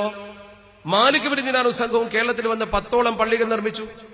ഒരു പള്ളിയിലും ഒരു മലയാളിയെ ഖുത്ബ പഠിപ്പിച്ചുകൊണ്ട് മലയാളത്തിൽ ഖുത്ബ ഓദിച്ചത് കാണാനില്ലല്ലോ. മട്ടാഞ്ചേരിയിൽ പള്ളിയിൽ നിന്ന് ആരംഭിക്കുന്ന ഖുത്ബ പരിഭാഷ അള്ളാഹുവിന്റെ പരിശുദ്ധത്തിൽ തെളിവാക്കണമോ? ആ പ്രവർത്തനം നമ്മുടെ സമൂഹത്തിൽ അഭികാമ്യമാണോ? നിങ്ങൾ ചിന്തിച്ചു നോക്ക്. അതുകൊണ്ട് അത്തരം വാദഗതികൾ സമൂഹത്തിൽ ഉന്നയിക്കുന്നവർ മനസ്സിലാക്കണം, ഈ ഖുത്ബ സാധാരണ പ്രസംഗം പോലെയല്ല. പതി അബ്ദുൽ ഖാദർ മുസ്ലിയാർ നവറല്ലാഹു മർകദ മഹാനവറുകൾ ഒരിക്കൽ മലപ്പുറത്ത് പ്രസംഗിക്കാൻ വരുമ്പോൾ വാദകോലാഹലമുണ്ടായി. പോലീസ് സ്റ്റേഷനിൽ പരാതി കൊടുത്തു. ഇദ്ദേഹം അറബിയിൽ തന്നെ പ്രസംഗം വേണം, മലയാളികളുടെ പള്ളിയിൽ നിന്ന് വാശി പിടിക്കുന്ന ദുർവാശിക്കാരനാണ്. അയാൾ വന്ന് പ്രസംഗിച്ചാൽ സമൂഹം രണ്ടായി പിളരും. അതുകൊണ്ട് പ്രസംഗം തടയണം. പോലീസ് തടഞ്ഞു. ഇദ്ദേഹം വന്നു. അദ്ദേഹം പറഞ്ഞു, തടഞ്ഞ പോലീസ് ഉദ്യോഗസ്ഥനെ എനിക്ക് കാണണം. അദ്ദേഹം നേരെ പോയി. പോലീസ് ഉദ്യോഗസ്ഥൻ ഓഫീസറെ അദ്ദേഹത്തെ വിളിച്ചിരുത്തി. ബഹുമാനപ്പെട്ട ഉസ്താദ് അവരോട് സംവദിച്ചു. അദ്ദേഹം ചോദിച്ചു, ചില ചോദ്യങ്ങൾ, എനിക്ക് നിങ്ങളോട് ചില ചോദ്യങ്ങൾ ചോദിക്കാനുണ്ട്, ചോദിച്ചോളൂ. അദ്ദേഹം പറഞ്ഞു, കർഫ്യൂ ബാധിത പ്രദേശത്ത് അഥവാ 144 പാസാക്കിയ ഒരു പ്രദേശത്ത് നിങ്ങൾ ഒരു പൊതുയോഗവും പ്രസംഗവും അനുവദിക്കുമോ? ഉടനെ ആ പോലീസ് ഓഫീസർ പറഞ്ഞു, ഒരിക്കലുമില്ല. എങ്കിൽ അത്തരം ഒരു ഗവൺമെന്റ് ഓർഡർ നിലനിൽക്കുന്ന ഒരു കർഫ്യൂ ബാധിത പ്രദേശത്ത് വെള്ളിയാഴ്ചയിലെ ജുമുഅ നിങ്ങൾ തടയുമോ? അവിടെ പള്ളിയിൽ ജനം കൂടുന്നു, ഒരു പ്രസംഗവും നടക്കുന്നു, തടയുമോ? ഇല്ല, പോലീസ് ഓഫീസറുടെ മറുപടി. അപ്പോൾ ഇദ്ദേഹം ചോദിച്ചു, എന്തേ ആദ്യത്തെ യോഗവും പ്രസംഗവും തടയുമെന്നും വെള്ളിയാഴ്ച പള്ളിയിൽ യോഗം ചേരുന്നത് തടയില്ല എന്നും പറയുന്നു? പോലീസ് ഓഫീസർ പറഞ്ഞു, വെള്ളിയാഴ്ച പള്ളി നടക്കുന്ന യോഗവും പ്രസംഗവും സാധാരണ പ്രസംഗമോ യോഗമോ അല്ല, അതൊരു ആരാധനയാണ്. ഉസ്താദ് പറഞ്ഞു, ഞാനും പറയുന്നത് അത് തന്നെയാണ്, ആരാധനക്ക് ആരാധനയുടെ ഭാഷയുണ്ട്. പോലീസ് ഓഫീസർ പറഞ്ഞു, ഞാൻ അത്ര ചിന്തിച്ചില്ല, നിങ്ങൾ പ്രസംഗിച്ചോളൂ. ഇത്രയേ ഉള്ളൂ സംഗതി. നമ്മുടെ സമൂഹത്തിൽ ആരാധനക്ക് ആരാധനയുടേതായ ഭാഷയുണ്ട്. ഇനി ഒരു വാദം, ഇത് ജനങ്ങൾക്ക് തിരിയാതെ എന്തിനാ? എന്നാൽ പിന്നെ നിസ്കാരത്തിൽ ഫാത്തിഹ ഓതിയിട്ടും സൂറത്ത് ഓതിയിട്ടും എന്താ ഫലം? നിസ്കാരത്തിൽ പറയുന്ന ഒക്കെ മലയാളത്തിൽ പറയലല്ലേ പുതുതായി നിസ്കരിക്കുന്ന ഒരാൾക്ക് നല്ലത്? നമ്മൾ ആ ഭാഷ പഠിക്കുകയും ആ ഉത്ബോധനം ഉൾക്കൊള്ളുകയുമാണ് വേണ്ടത്. ഇനി അതൊന്നുമല്ല, ഒരു ഐക്യരൂപ്യം ഇസ്ലാമിന് വേണ്ടേ? ഞാൻ ഇന്ന് ഇവിടുന്ന് അങ്ങോട്ട് പുറപ്പെട്ട ലോകത്ത് എവിടെ ചെന്നാലും ശരി, പള്ളിയിൽ കയറിയാൽ തക്ബീർ കെട്ടിയാൽ അവിടെ ബിസ്മില്ലാഹിർ റഹ്മാനിർ റഹീം, മിമ്പറിൽ കയറിയാൽ അറബി ഭാഷയിൽ ഖുത്ബ. നേരെ മറിച്ച് ഞാൻ ലോകത്ത് എവിടെയെങ്കിലും ചെല്ലുമ്പോൾ, ഇംഗ്ലണ്ടിൽ ചെല്ലുമ്പോൾ ഇംഗ്ലീഷ് ഖുത്ബ, തമിഴ്നാട്ടിൽ ചെല്ലുമ്പോൾ അണ്ണാച്ചി ഖുത്ബ. ഇതെന്ത് ഐക്യരൂപ്യമാണ് ഇസ്ലാമിനുള്ളത്? എവിടെ നമ്മൾ ചെന്നാലും ഇസ്ലാമിന് ഒരു ഏകരൂപം വേണ്ടേ? ആ ഏകരൂപം ശരിക്കുണ്ടാകുന്നതിന് ആരാധനക്ക് മുസ്ലിങ്ങൾക്കൊരു ഭാഷയുണ്ട്. ആ ഭാഷയാണ് ഖുർആന്റെ സ്വർഗത്തിലെ ഭാഷയായ അല്ലാഹു സുബ്ഹാനഹു വ തആല ഇതിന് തെരഞ്ഞെടുത്ത ഭാഷയായ പരിശുദ്ധ അറബി ഭാഷ. ആ ഭാഷയിൽ തന്നെ ഖുത്ബ നിർവഹിക്കണം. അതുകൊണ്ടാണ് ഫിഖ്ഹിന്റെ ഗ്രന്ഥങ്ങളിൽ അറബി ഭാഷ നിബന്ധനയായതുകൊണ്ട് ഒരു നാട്ടിൽ അറബി അറിയാത്ത ആളുകൾ ഒരുമിച്ചുകൂടി ഒരുത്തനും അറബി അറിയില്ല എങ്കിൽ അവർ ജുമഅ നിസ്കരിക്കാതെ ളുഹ്ർ നിസ്കരിച്ച് പിരിഞ്ഞു പോകണം എന്ന് മസ്അല പറയാൻ കാരണം വളരെ ഗൗരവത്തോടെ ചിന്തിക്കണം. അവർ പിരിഞ്ഞു പോകേണ്ടത് ളുഹ്ർ നിസ്കരിച്ച. ആ രീതിയിൽ നമ്മുടെ സമൂഹത്തിൽ ഇത്തരം വാദഗതികൾ കൊണ്ടുവന്നത് ശരിയായോ? ഏതാണ് ശരിയൊന്ന് ഇരുന്ന് ചിന്തിച്ചു നോക്കൂ. സമസ്തക്കാരുടെ വാശിയല്ല, പഴഞ്ചന്മാരുടെ ഏർപ്പാടുമല്ല. രണ്ടാമതൊന്ന് പറഞ്ഞ് ജനങ്ങളെ ആകർഷിക്കത്തക്ക രീതിയിൽ സ്ത്രീ ജമാഅത്തിനെ കുറിച്ചാണ്. സ്ത്രീകൾ സമൂഹത്തിന്റെ നേർപാതിയല്ലേ, എന്തുകൊണ്ട് അവർക്ക് പള്ളിയിൽ കയറിക്കൂടാ? ആര് പറഞ്ഞു സ്ത്രീക്ക് പള്ളിയിൽ കയറാൻ പാടില്ല എന്ന്? ശുദ്ധിയുള്ള സമയത്ത് ഒരു പെണ്ണ് പള്ളിയിൽ കയറുന്നതിന് ആരും എതിരല്ലല്ലോ. നിങ്ങൾ കേട്ടിക്കോളൂ. അള്ളാഹുവിന്റെ പരിശുദ്ധ ദീൻ അത് എതിർത്തിട്ടില്ല. പക്ഷേ ജുമഅക്കും ജമാഅത്തിനും വേണ്ടി ഒരു പെണ്ണ് പള്ളിയിലേക്ക് വരേണ്ടതില്ല. എന്തുകൊണ്ട്? നമ്മൾ നിസ്കരിക്കുന്നതും ജുമഅ കൂടുന്നതും ഒക്കെ കൂലി കിട്ടാൻ വേണ്ടിയാണ്. അള്ളാഹു അതിന് കൂലി കൊടുക്കുന്നുവെങ്കിൽ സ്ത്രീകൾക്ക് പള്ളിയേക്കാൾ കൂലി വീട്ടിലാണ് എന്ന് നബി തങ്ങൾ ആവർത്തിച്ച് പറഞ്ഞിട്ടുണ്ട്. അതുകൊണ്ടാണ് നബി സല്ലല്ലാഹു അലൈഹി വസല്ലമ തങ്ങളുടെ മുമ്പിലേക്ക് ഉമ്മു ഹുമൈദിന് സാഇദി എന്ന് പറയുന്ന പെണ്ണ് വന്നിട്ട് നബി തങ്ങളോട് ചോദിച്ചല്ലോ, നബിയെ, ഞാൻ അങ്ങയുടെ കൂടെ നിസ്കരിക്കാൻ ആഗ്രഹിക്കുന്നു. നബി തങ്ങൾ അവളോട് പറഞ്ഞു, ലഖദ് അലിംതു, എനിക്ക് മനസ്സിലായിട്ടുണ്ട്, അന്നക്കി തുഹിബ്ബീന സ്വലാത്ത മഅി, നീ എന്റെ കൂടെ നിസ്കരിക്കാൻ താല്പര്യപ്പെടുന്ന പെണ്ണാണെന്ന് എനിക്ക് ബോധ്യം വന്നിട്ടുണ്ട്. കാരണം എന്തുകൊണ്ട്? പള്ളി മദീന പള്ളിയാണ്, ഇമാം അള്ളാഹുവിന്റെ തിരുദൂതര, താല്പര്യമുണ്ടാകും. പക്ഷേ നിന്നോട് ഞാനൊരു കാര്യം പറയട്ടെ, നിനക്ക് ഏറ്റവും നല്ലത് നിന്റെ കൗമിന്റെ പള്ളിയിൽ പോയി നിസ്കരിക്കല. നിന്റെ ജനതയ്ക്ക് ഒരു കബീലക്ക് ഒരു പള്ളി ഉണ്ടാവും, അവിടെ അവളെ കബീലക്കാരെ ഉണ്ടാകും, ചുരുക്കം ചില ആളുകൾ. അതിനേക്കാൾ നിനക്ക് നല്ലത് നിന്റെ വീട്ടിന്റെ കോലായില, അവിടെ നിന്റെ കുടുംബക്കാരെ ഉണ്ടാകും. അതിനേക്കാൾ നിനക്ക് നല്ലത് നിന്റെ വീട്ടിന്റെ ഉള്ളിലാ. പറഞ്ഞ് അവിടെ വീട്ടിന്റെ ഉള്ളറയിലേക്ക് നബി തങ്ങൾ കൊണ്ടുചെന്ന് മനസ്സുകൊണ്ടാക്കിയിട്ട് പറഞ്ഞു, ഖൈറു മസാജിദിൻ നിസാഇ ഖഅറു ബുയൂതിഹിന്ന, സ്ത്രീകൾക്ക് ഏറ്റവും നിസ്കരിക്കാൻ പറ്റിയ സ്ഥലം വീടിന്റെ ഉള്ളറയാണ്. അഷ്റഫുൽ ഖൽഖ് മുഹമ്മദ് മുസ്തഫ, അവൾക്ക് അതിനാണ് കൂലി കിട്ടുന്നത്. അവിടെയാണ് അവൾക്ക് പ്രതിഫലം. വാശി പിടിച്ച സ്ത്രീയെ പള്ളിയിലേക്ക് കൊണ്ടുവരേണ്ടതില്ല. മാത്രമല്ല അള്ളാഹുവിന്റെ പരിശുദ്ധ ഖുർആനിൽ ഇതിനെക്കുറിച്ച് പറഞ്ഞ കൂട്ടത്തിൽ ഫീ ബുയൂത്തിൻ അദിനല്ലാഹ് എന്ന് തുടങ്ങുന്ന ദീർഘമായ ആയത്തിൽ അള്ളാഹുവിന്റെ പരിശുദ്ധ ഖുർആൻ പറഞ്ഞതിന്റെ തഫ്സീർ മഹത്തുക്കളൊക്കെ പറഞ്ഞത് സ്ത്രീകളെ പള്ളിയിലേക്ക് ജുമഅക്കും ജമാഅത്തിനും വിളിച്ചിട്ടില്ല. കാരണം പെണ്ണുങ്ങൾ എന്ന വിഭാഗം ലസ്ന, അവരല്ല, അവരൊരിക്കലുമല്ല അഹ്ലു തിജാറത്തും ജമാഅത്തും അല്ല. അവര് കച്ചവടത്തിനും അതുപോലെ ജമാഅത്തിനും ഒന്നും പോകേണ്ടവരല്ല. അവർ സുരക്ഷിതകളായി വീടുകളിൽ കാര്യകർത്താക്കളാകേണ്ടവരാ. അത്യാവശ്യത്തിന് പുറത്തിറങ്ങണ്ട എന്നതിന് അർത്ഥവുമില്ല. അതുകൊണ്ട് തന്നെ സ്ത്രീക്ക് ഒരിക്കലും ജുമഅക്കോ ജമാഅത്തിനോ പള്ളിയിൽ പോകൽ ആവശ്യ ഘടകമല്ല. അള്ളാഹുവിന്റെ പരിശുദ്ധ തിരുത്തലോട് ജ്ഞാനിയായ ഒരു പെൺകുട്ടി, വിവരമുള്ള ഒരു പെൺകുട്ടി, ആ കാലഘട്ടത്തിലെ നല്ല വിവരമുള്ള ഹദീസുകൾ പഠിച്ച പെണ്ണ് അസ്മാ ബിൻത് യസീദ് നേരെ വന്നിട്ട് നബി തങ്ങളോട് ചോദിച്ചു, അള്ളാഹുവിന്റെ തിരുത്തൂതരെ, ദഹബർ റിജാലു ബിൽ ഫദ്ലി വൽ ജിഹാദ്, ആണുങ്ങൾ പള്ളിയിലേക്ക് പോകുന്നു, നിസ്കരിക്കുന്നു, ജമാഅത്തായിട്ട് ശ്രേഷ്ഠത കൊണ്ടുപോയി, ജിഹാദിനും പോകുന്നു, കൂലി അവർ കൊണ്ടുപോയി. ഫമാലന, ഞങ്ങൾക്ക് എന്തുണ്ട്? അമലുൻ നുദ്രികു ബിഹി അമലൽ മുജാഹിദീന ഫീ സബീലില്ലാഹി, അള്ളാഹുവിന്റെ മാർഗത്തിൽ സമരം ചെയ്യുന്നവരോട് കെട്ടപിടിക്കുന്ന ഒരു അമൽ ഞങ്ങൾക്ക് ഇനി ഉണ്ടോ? ഞങ്ങൾ വീട്ടിലിങ്ങനെ തളച്ചിടപ്പെടേണ്ടവരാണോ? അടുക്കളയിൽ കിടന്നുകൊണ്ട് ഞങ്ങൾ ഇങ്ങനെ നരകിക്കണോ? ഞങ്ങൾക്ക് ജിഹാദിന്റെ കൂലി വേണ്ടേ? ജമാഅത്തിന്റെ കൂലി വേണ്ടേ? ജുമഅയുടെ കൂലി വേണ്ടേ? ആ പെണ്ണിന്റെ ആവേശോജ്വലമായ ചോദ്യത്തെ മനോഹരമായി സ്വീകരിച്ചുകൊണ്ട് നബി തങ്ങൾ പെണ്ണിനെ പുകഴ്ത്തി. അള്ളാഹുവിന്റെ ദീനിനെ കുറിച്ച് അവൾക്ക് അറിയേണ്ട കാര്യങ്ങളെ കുറിച്ച് നബി തങ്ങൾ സന്തോഷത്തോടെ പറഞ്ഞു. എന്നിട്ട് അഭിനന്ദനത്തിന്റെ പൂച്ചെണ്ടുകൾ അർപ്പിച്ചുകൊണ്ട് നബി തങ്ങൾ പറഞ്ഞ വാചകം ഹദീസിലുണ്ട്, നീ പേടിക്കണ്ട, ഇന്ന ത്വാഅത സൗജി വഅതറാഫൻ ബിഹഖിഹി, ഭർത്താക്കന്മാരെ അനുസരിച്ചുകൊണ്ട് അവരുടെ അവകാശ ബാധ്യതകൾ കണിശമായി നിറവേറ്റിയാൽ യഅദിലു ദാലിക, ഈ യുദ്ധത്തിനും ജമാഅത്തിനും ജുമുഅക്കും പോകുന്ന അതേ കൂലി വീട്ടിലിരുന്നു കൊണ്ട് നിങ്ങൾക്ക് വാങ്ങാൻ കഴിയുമെന്ന് അഷ്റഫുൽ ഖൽഖ് മുഹമ്മദ് മുസ്തഫ സ്വല്ലല്ലാഹു അലൈഹി വസല്ലം. സ്ത്രീകൾക്ക് വലിയ സൗകര്യ, അവർക്ക് നല്ല ലാഭ കച്ചവടമാണ്, അവരെ ഒരിക്കലും അവഗണിച്ചിട്ടില്ല. നമ്മൾ യുദ്ധത്തിന് പോയി പടവെട്ടി നേടുന്ന കൂലി അവൾ വീട്ടിലിരുന്നു കൊണ്ട് നിസ്കരിച്ചാൽ, കുഞ്ഞുങ്ങളെ നോക്കിയാൽ, വീട് സംരക്ഷിച്ചാൽ അവൾക്ക് കിട്ടുമെന്നാണ് ഹദീസ് പറയുന്നത്. ഈ കൂലി നബി തങ്ങൾ വാഗ്ദാനം ചെയ്തിട്ട് പിന്നെ നമ്മൾ എന്തിനാ അവരെ പുറത്തിറക്കുന്നത്? ഒദായിൽ നിന്ന് തുടങ്ങുന്ന ആ സ്ത്രീ ജുമുഅ ആദ്യമായി ആയിഷക്കുട്ടി താത്തയാണല്ലോ ആദ്യമായി ഒദായിൽ പള്ളിയിലേക്ക് പോയത് എന്ന് എഴുതി വെച്ച ചരിത്രം കേരളത്തിലുണ്ട്. ലോകത്തെവിടെയും അങ്ങനെ ഒരു സ്ത്രീ ഇസ്ലാമിക സമൂഹത്തിലെ നിയമം നടക്കുന്നതിന്റെ മുമ്പ് പോയി എന്നല്ലാതെ അതിനുശേഷം ആ രീതിയിലുള്ള പ്രവണത വർദ്ധിച്ചിട്ടില്ലല്ലോ. വിശുദ്ധ ദീനുൽ ഇസ്ലാമിന്റെ സംസ്കാരമല്ലേ നമ്മൾ ഉൾക്കൊള്ളേണ്ടത്? ഇന്നും പരിശുദ്ധ ഹറമൈനി ഷരീഫൈനിലെ ഇമാമുമാർ പോലും പറയാറുണ്ട്, നിങ്ങൾ വെറുതെ ജുമുഅക്ക് ഇങ്ങോട്ട് വരേണ്ട കാര്യമില്ല, ജമാഅത്തിന് വരേണ്ട കാര്യമില്ല. മാത്രമല്ല സൗദി അറേബ്യയിലെ പരിശുദ്ധ ഹറമിൽ പോയി നോക്കൂ നിങ്ങൾ, അവർ പലപ്പോഴും ഇവിടെ വരാറുള്ളത് തവാഫിന് വേണ്ടിയാണ്, ജമാഅത്തിന് വേണ്ടി ഫാമിലികൾ ഓടി ഇങ്ങനെ വരാറില്ലല്ലോ. ശ്രദ്ധിച്ചിട്ടുണ്ടോ നിങ്ങൾ? ആ സ്വഭാവം അവിടെ ഇല്ല. മാത്രമല്ല പലരും പറയും, അള്ളാഹുവിന്റെ പരിശുദ്ധ തിരുദൂതരുടെ ഹദീസ് ഉദ്ധരിച്ചുകൊണ്ട് പറയും, ലാ തംനഉ ഇമാ അല്ലാഹി മസാജിദ് അല്ലാഹ്, അടിമ സ്ത്രീകൾക്ക് ഒരിക്കലും അള്ളാഹുവിന്റെ അടിമകളാകുന്ന പെൺപടക്ക് നിങ്ങൾ ഒരിക്കലും പള്ളി തടയരുത്. അതിന്റെ അർത്ഥം എന്താ? അവരെ പള്ളിയിൽ കയറ്റണം, അവർക്ക് പള്ളി തടയാൻ പാടില്ല. ഇത് അള്ളാഹുവിന്റെ തിരുദൂതർ ഷഫീഉൽ വറ മുഹമ്മദ് മുസ്തഫ സ്വല്ലല്ലാഹു അലൈഹി വസല്ലമ തങ്ങൾ സമൂഹത്തോട് പറഞ്ഞ വാചകമാണ്. തർക്കമില്ല ആ കാര്യത്തിന്. പക്ഷേ അള്ളാഹുവിന്റെ പരിശുദ്ധ തിരുദൂതർ ഒരു കാര്യം പറഞ്ഞാൽ അതിനെ ആരാ വ്യാഖ്യാനിക്കേണ്ടത്? ഞാനാണോ? നിങ്ങളാണോ? സമൂഹത്തിന് അതിന് വ്യാഖ്യാനം പറയേണ്ടത് ആരാ? അതേക്കുറിച്ച് ജ്ഞാനമുള്ള മഹത്തുക്കൾ ഇമാമുന ശാഫിഈ റഹ്മത്തുള്ളാഹി അലൈഹി തങ്ങൾ ഇതേക്കുറിച്ച് എന്തേ പറഞ്ഞത്? ഇമാം ഷാഫി തങ്ങൾ പറഞ്ഞു, അവിടെ പറഞ്ഞിരിക്കുന്നത് മസ്ജിദുൽ ഹറാമിലേക്ക് ഒരു പെണ്ണ് ഫരീദത്തുൽ ഹജ്ജ് ലി ഫരീദത്തിൽ ഹജ്ജി, ഹജ്ജാകുന്ന ഫർദ് നിർവഹിക്കാൻ വേണ്ടി വന്നാൽ ആ പെണ്ണിന് കഅബ തവാഫ് ചെയ്യണം. തവാഫ് ചെയ്യണമെങ്കിൽ മസ്ജിദുൽ ഹറാമിൽ കടക്കണം. ആ പെണ്ണ് ആ ആവശ്യത്തിന് വേണ്ടി പള്ളിയിലേക്ക് വരുന്നത് നിങ്ങൾ തടയാൻ പാടില്ല എന്നാണ് എന്ന് ഇമാമുന ശാഫിഈ റഹ്മത്തുള്ളാഹി തങ്ങൾ അടിവരയിട്ട് പറയുമ്പോൾ, ബുഖാരി ഇമാം എന്ത് പറഞ്ഞു എന്ന് ചോദിക്കുന്ന ആളുകൾ, ഇമാം ഷാഫി തങ്ങളെ പറ്റാത്ത ആളുകൾ, അവരെന്തേ ഇമാം ഷാഫി തങ്ങളുടെ ഗൗരവം ബോധിച്ചില്ല? ഇമാം ഷാഫി തങ്ങളെ കുറിച്ച് അവർ പഠിച്ചില്ല? പഠിക്കാത്തത് കൊണ്ടാവില്ലല്ലോ. ഉടനെ ചാടി ചോദിക്കും, ബുഖാരി ഇമാം പറഞ്ഞിട്ടുണ്ടോ? സ്വഹീഹുൽ ബുഖാരിയിലുണ്ടോ? ഇനി ഉണ്ടെങ്കിൽ തന്നെ ഉൾക്കൊള്ളാൻ അവർക്ക് അല്പം പ്രയാസമുണ്ടാകും. ആരാണ് ഇമാമുന ശാഫി തങ്ങൾ? ചരിത്രപരമായി ഹദീസിന്റെ നിവേദക സംഘത്തെ പരിശോധിച്ചു നോക്കൂ നിങ്ങൾ, നിവേദക പരമ്പരയെ പരിശോധിച്ചു നോക്കൂ നിങ്ങൾ. അള്ളാഹുവിന്റെ പരിശുദ്ധ തിരുദൂതരുടെ കാലഘട്ടത്തിൽ ദീൻ പഠിച്ച മഹത്തുക്കളുടെ ചരിത്രമായി ഇറക്കൂ നിങ്ങൾ. ഇമാം ഷാഫി തങ്ങൾ ആരിൽ നിന്നാ പഠിച്ചത്? മദീനത്തെ ഷെയ്ഖുൽ മദീന മാലിക് റഹ്മത്തുള്ളാഹി അലൈഹി തങ്ങളിൽ നിന്ന്. ഗുരുവാര മാലിക് ഇമാം, മാലിക് ഇമാമിന്റെ ഗുരുവാര ഇമാം നാഫിഉ തങ്ങൾ. ഇമാം നാഫിഉ തങ്ങളെ ഗുരുവാര അള്ളാഹുവിന്റെ പരിശുദ്ധ തിരുദൂതരുടെ ഏതെങ്കിലും ഒരു സഹാബി, ഉദാഹരണം മുത്തബിഉ സുന്ന അബ്ദുല്ലാഹി ഇബ്നു ഉമർ തങ്ങൾ. അബ്ദുല്ലാഹി ഇബ്നു ഉമർ തങ്ങളുടെ ഗുരുവാര അഷ്റഫുൽ ഖൽഖ് മുഹമ്മദ് മുസ്തഫ സ്വല്ലല്ലാഹു അലൈഹി വസല്ലം. അപ്പോൾ ഇമാം ഷാഫി തങ്ങൾ ഇപ്പുറത്ത്, നേരെ പുറത്താരാ? അള്ളാഹുവിന്റെ പരിശുദ്ധ തിരുദൂതർ. അതിന്റെ ഇടയ്ക്ക് എത്രയാളുണ്ട്?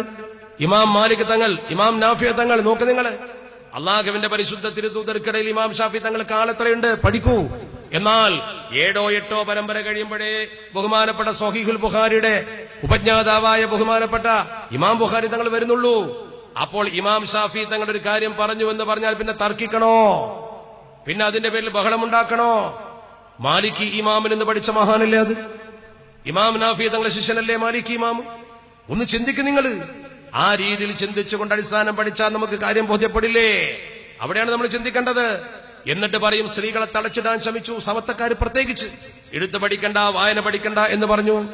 ഒന്നും സമത്ത പറഞ്ഞിട്ടില്ല. 1930 ഏപ്രിൽ മാർച്ച് മാസം 16 മണ്ണാർക്കാട്ട് വെച്ച സമ്മേളനത്തിൽ സമത്ത എടുത്ത ഒരു പ്രമേയത്തെ അധികരിച്ചുകൊണ്ടാണ് സ്ത്രീകൾ പഠിക്കരുത് എന്ന് സമത്ത പറഞ്ഞുവെന്ന് പറയാറുള്ളത്. അവിടെ മഹാന്മാരുടെ ഹദീസുകൾ ക്രോഡീകരിച്ചുകൊണ്ട് സമത്ത ഒരു പ്രമേയത്തിൽ കാര്യം ഉദ്ധരിച്ചു എന്നത് ശരിയാണ്.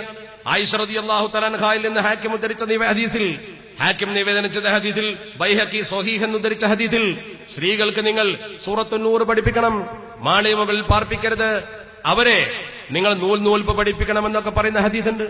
അതിന്റെ അർത്ഥം സാഹചര്യങ്ങൾക്ക് അനുസൃതമായി പെൺകുട്ടികളെ വളർത്തണമെന്നാണ്. ഇത് സമത്ത ഉദ്ധരിച്ചു. അതേ രീതിയിൽ തന്നെ ഒരു ഹദീസ് ഷാഫി റളിയല്ലാഹു തആല അൻഹുവിൽ നിന്നും അബൂ ദാവൂദ് ഉദ്ധരിച്ച ഹദീസിൽ, ഞാൻ ഹഫ്സക്ക് അടുത്ത് നിൽക്കുമ്പോൾ അവിടെ നബി തങ്ങൾ വന്നു. ഹഫ്സ റളിയല്ലാഹു തആല അൻഹയ്ക്കടുത്ത് ഞാൻ നിൽക്കുമ്പോൾ നബി തങ്ങൾ വന്നു. ഹഫ്സക്ക് നീ എടുത്തു പഠിപ്പിച്ചതുപോലെ നംലത്ത് മന്ത്രവും പഠിപ്പിക്കണമെന്ന് പറഞ്ഞു.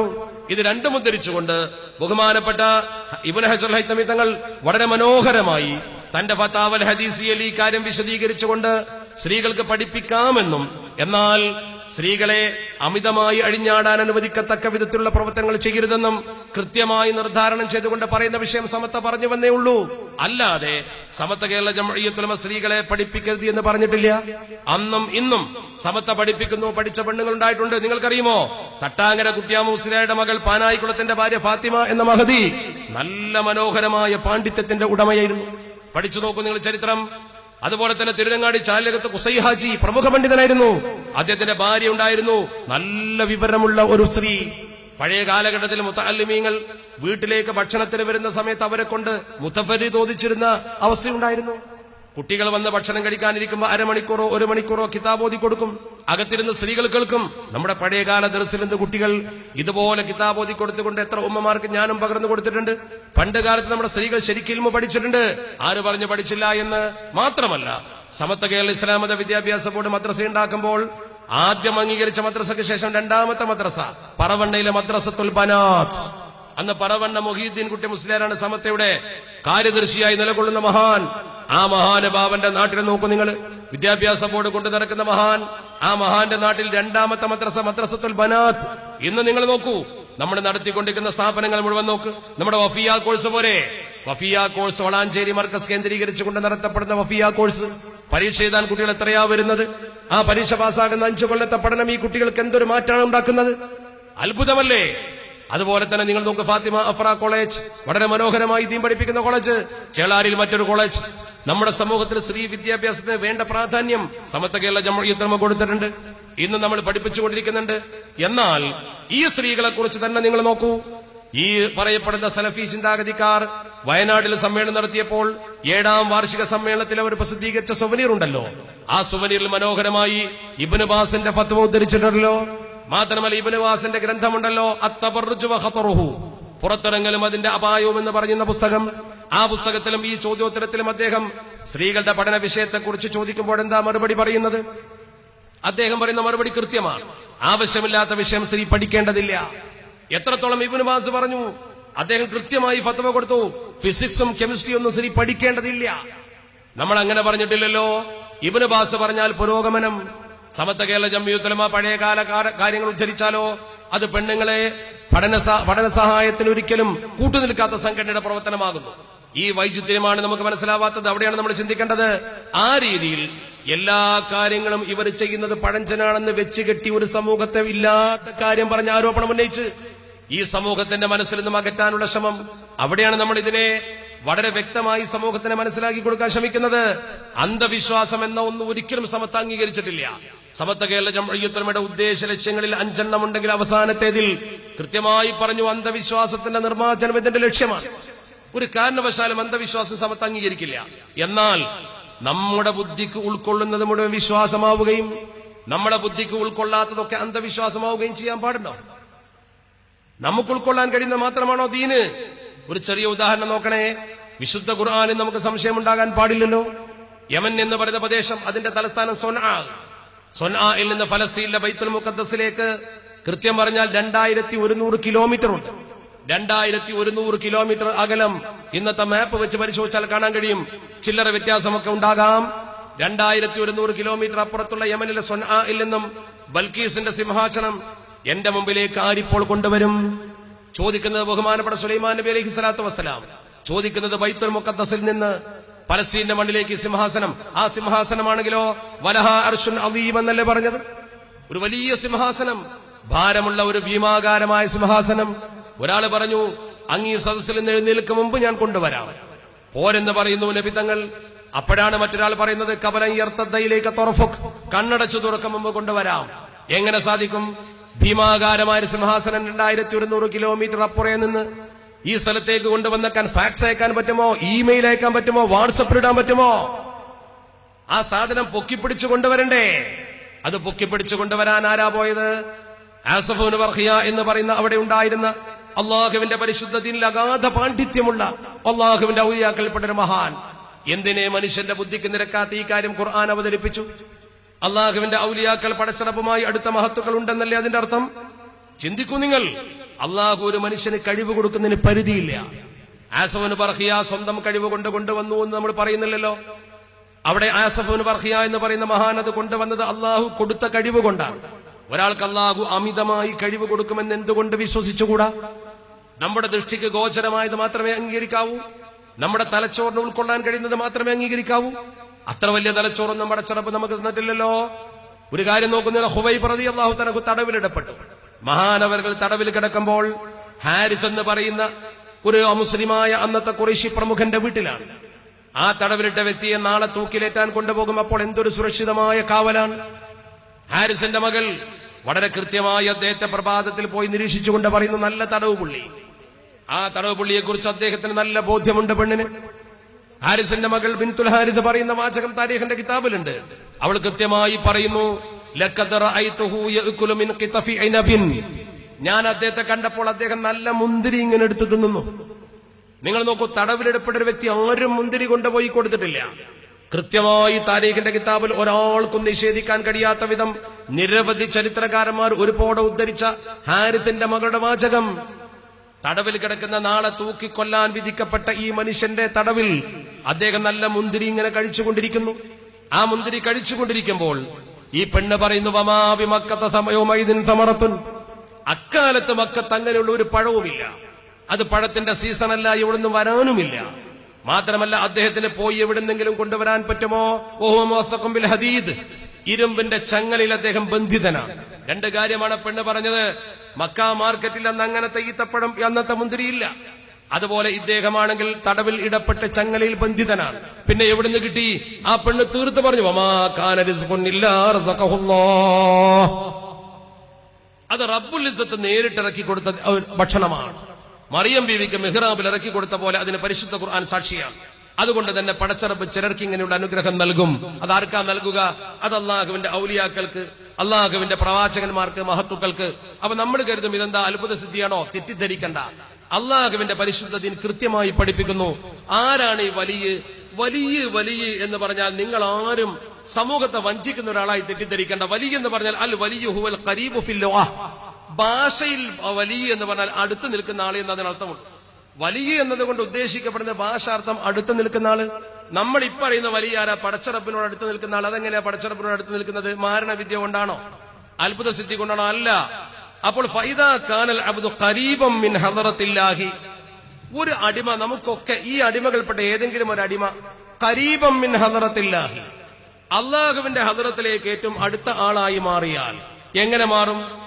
എങ്ങനെ അടിമ അള്ളാഹുവിന്റെ ഏറ്റവും അടുത്ത ഫൈദാ കാനൽ അബ്ദു ഖരീബം മിൻ ഹദറത്തില്ലാഹ്, അള്ളാഹുവിന്റെ ഹദറത്തിൽ ഏറ്റവും സ്ഥാനമുള്ള അടുപ്പമുള്ള ഒരു വ്യക്തിയായി ഒരു അടിമ മാറിയാൽ എപ്പോഴാണ് ആ അടിമ മാറുന്നത്?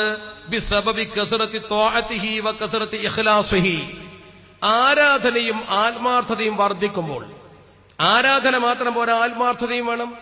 മുഖ്ലിസായി പടച്ചറബിനെ ആരാധിച്ച ഒരു വ്യക്തി പടച്ചറബിലേക്ക് അങ്ങ് അടുത്താൽ വകാന റബ്ബു ഖരീബം മിൻഹു, അള്ളാഹു അവനോട് ഇങ്ങോട്ടും അടുക്കും. അള്ളാഹു തന്നെ പറഞ്ഞിട്ടുണ്ട്, നാം ഒരു ചാൺ അങ്ങോട്ട് അടുക്കും, ഒരു മുഴം പടച്ചറബ് ഇങ്ങോട്ട് അടുക്കും. എങ്ങനെയാണ് പടച്ചറബ് അടുക്കുക? ഇങ്ങോട്ട് ഇറങ്ങി വരലാണോ? അല്ല. ബിറഹ്മതിഹി വ ഫദ്ലിഹി വ ഇഹ്സാനിഹി. അള്ളാഹുവിന്റെ റഹ്മത്ത്, ഫദ്ല്, ഇഹ്സാൻ, പടച്ചറബിന്റെ അനുഗ്രഹം, പടച്ചറബിന്റെ ഔദാര്യം, പടച്ചറബിന്റെ കുറെ നന്മകൾ അത് ഈ വ്യക്തിക്ക് പടച്ചറബ് അങ്ങ് കൊടുക്കും. ഫഹുനാക ഹസനത്തിൽ വിലായ, അപ്പോൾ ആ വ്യക്തിക്ക് വിലായത്തിന്റെ പദവി ലഭ്യമാകും എന്ന് മഹത്തുക്കളായ പണ്ഡിതന്മാർ ഈ വലിയ എന്ന പദത്തെ വ്യാഖ്യാനിച്ചുകൊണ്ട് പറയുന്നു. ആ വലിയ എന്തെങ്കിലും ഒരു കറാമത്ത് കാണിക്കുന്നുവെങ്കിൽ അത് ആ പ്രവാചക മുഅ്ജിസത്തിന്റെ ഭാഗമാണ് എന്ന് ചരിത്രം രേഖപ്പെടുത്തുന്നു. ഒരു ഉദാഹരണം നോക്കൂ നിങ്ങൾ.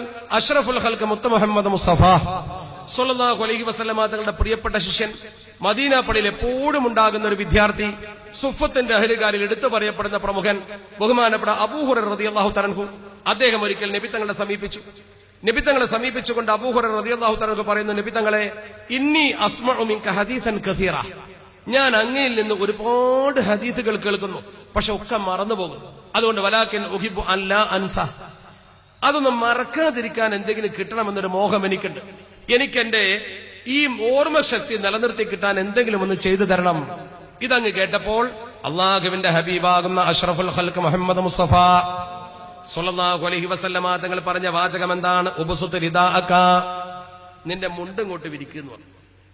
ഞാൻ ചോദിക്കട്ടെ, ഇതെന്തൊരു ചികിത്സയാണ്? ഇതെന്തൊരു ചികിത്സയാണ്? എന്നെ കേട്ടു നിൽക്കുന്ന പ്രിയപ്പെട്ട ജമിഅത്തുൽ മുഅല്ലിമീന്റെ സന്ദേശപ്രകാരം വന്ന ചെറുപ്പക്കാർ ചിന്തിക്കൂ. പരിശുദ്ധ തിരുദൂതർ പറഞ്ഞു, നിന്റെ കയ്യിൽ മുണ്ടുണ്ടെങ്കിൽ വിരിച്ചോ. അബൂ ഹുറൈറ റളിയല്ലാഹു തആല മുണ്ടിങ്ങനെ നീർത്തി വിരിച്ചു കൊടുത്തു. മുണ്ടങ്ങ് നീർത്തി വിരിച്ചു കൊടുത്തപ്പോൾ നബി തങ്ങൾ എന്ത് ചെയ്തു? ചരിത്രകാരന്മാർ പറയുന്നു, ഹദീസിന്റെ കിതാബിൽ പറയുന്നു, ഫഖദഫ ബിയദിഹി ശരീഫതി മിനൽ ഹവാഇ ഫിരിദാ, ഷറഫാക്കപ്പെട്ട കരതലം കൊണ്ട് വായുമണ്ഡലത്തിൽ നിന്ന് എന്തോ വാരിയിട്ട് ആ മുണ്ടിലേക്ക് അങ്ങ് ഇട്ടുകൊടുത്തു. എന്താണ് വാരിയിട്ടത് ആർക്കും അറിയില്ല. മുണ്ടിലേക്ക് എന്തോ ഇങ്ങനെ വാരിയിട്ട് വായുവിൽ നിന്നൊന്ന് വാരിയിട്ട് കൊടുത്തു. അബൂ ഹുറൈറ തങ്ങൾ മുണ്ടിങ്ങനെ പിടിച്ചു. കുട്ടികൾ മത്സ്യം പിടിക്കാൻ മുണ്ട് പിടുത്തി പിടിക്കും പോലെ ഇങ്ങനെ പിടിച്ചു. ഇതങ്ങ് വാരി ഇട്ട ഉടനെ നബി തങ്ങൾ പറഞ്ഞു, കൂട്ടിപ്പിടിച്ചോളൂ എന്ന് പറഞ്ഞു. അപ്പൊ അങ്ങ് കൂട്ടിപ്പിടിച്ചു. ഒറ്റ കൂട്ടിപ്പിടിക്കൽ, നെഞ്ചോട് ചേർത്ത് പിടിച്ച് ആവേശത്തോടു കൂടി. എന്ത്? ഒരു മുണ്ടിൽ എന്തുണ്ട് കാണുന്നില്ല. ആ കൂട്ടിപ്പിടിച്ച പിടുത്തമേ എനിക്കറിയൂ. ഫമാ നസീതു ശൈഅൻ ബഅദു, ആ സംഭവത്തിന്റെ ശേഷം കേൾക്കുന്ന ഒരു സംഗതിയും ഞാൻ മറന്നിട്ടില്ലെന്ന് അബൂ ഹുറൈറ തങ്ങൾ പറഞ്ഞതായി ഹദീസിന്റെ കിതാബിൽ രേഖപ്പെടുത്തുന്നു. അഷ്റഫുൽ ഖൽഖ് മുഹമ്മദ് മുസ്തഫ സ്വല്ലല്ലാഹു അലൈഹി വസല്ലം. എന്താണ് ഈ കോരിയിട്ടത്? അറിയില്ല. ഇതിനാണ് ബറക്കത്ത് എന്ന് പറയുന്നത്. അതിനെ നിഷേധിക്കാമോ? അതിനെ നിഷേധിക്കാമോ? നിങ്ങൾ പറ. അതിനെ നിഷേധിക്കാൻ ഒരിക്കലും നമുക്ക് കഴിയില്ല. മാത്രമല്ല, സലഫികൾ പോലും വിതരണം ചെയ്ത പുസ്തകമുണ്ട്. ഇപ്പോൾ മക്കത്ത് തന്നെ വിതരണം ചെയ്ത് നിങ്ങൾ പോയാൽ കിട്ടും. അവിടെ ഉണ്ട് ഒരു പുസ്തകം, ദിക്റാമിനൽ മദീനത്തിൽ മുനവ്വറ.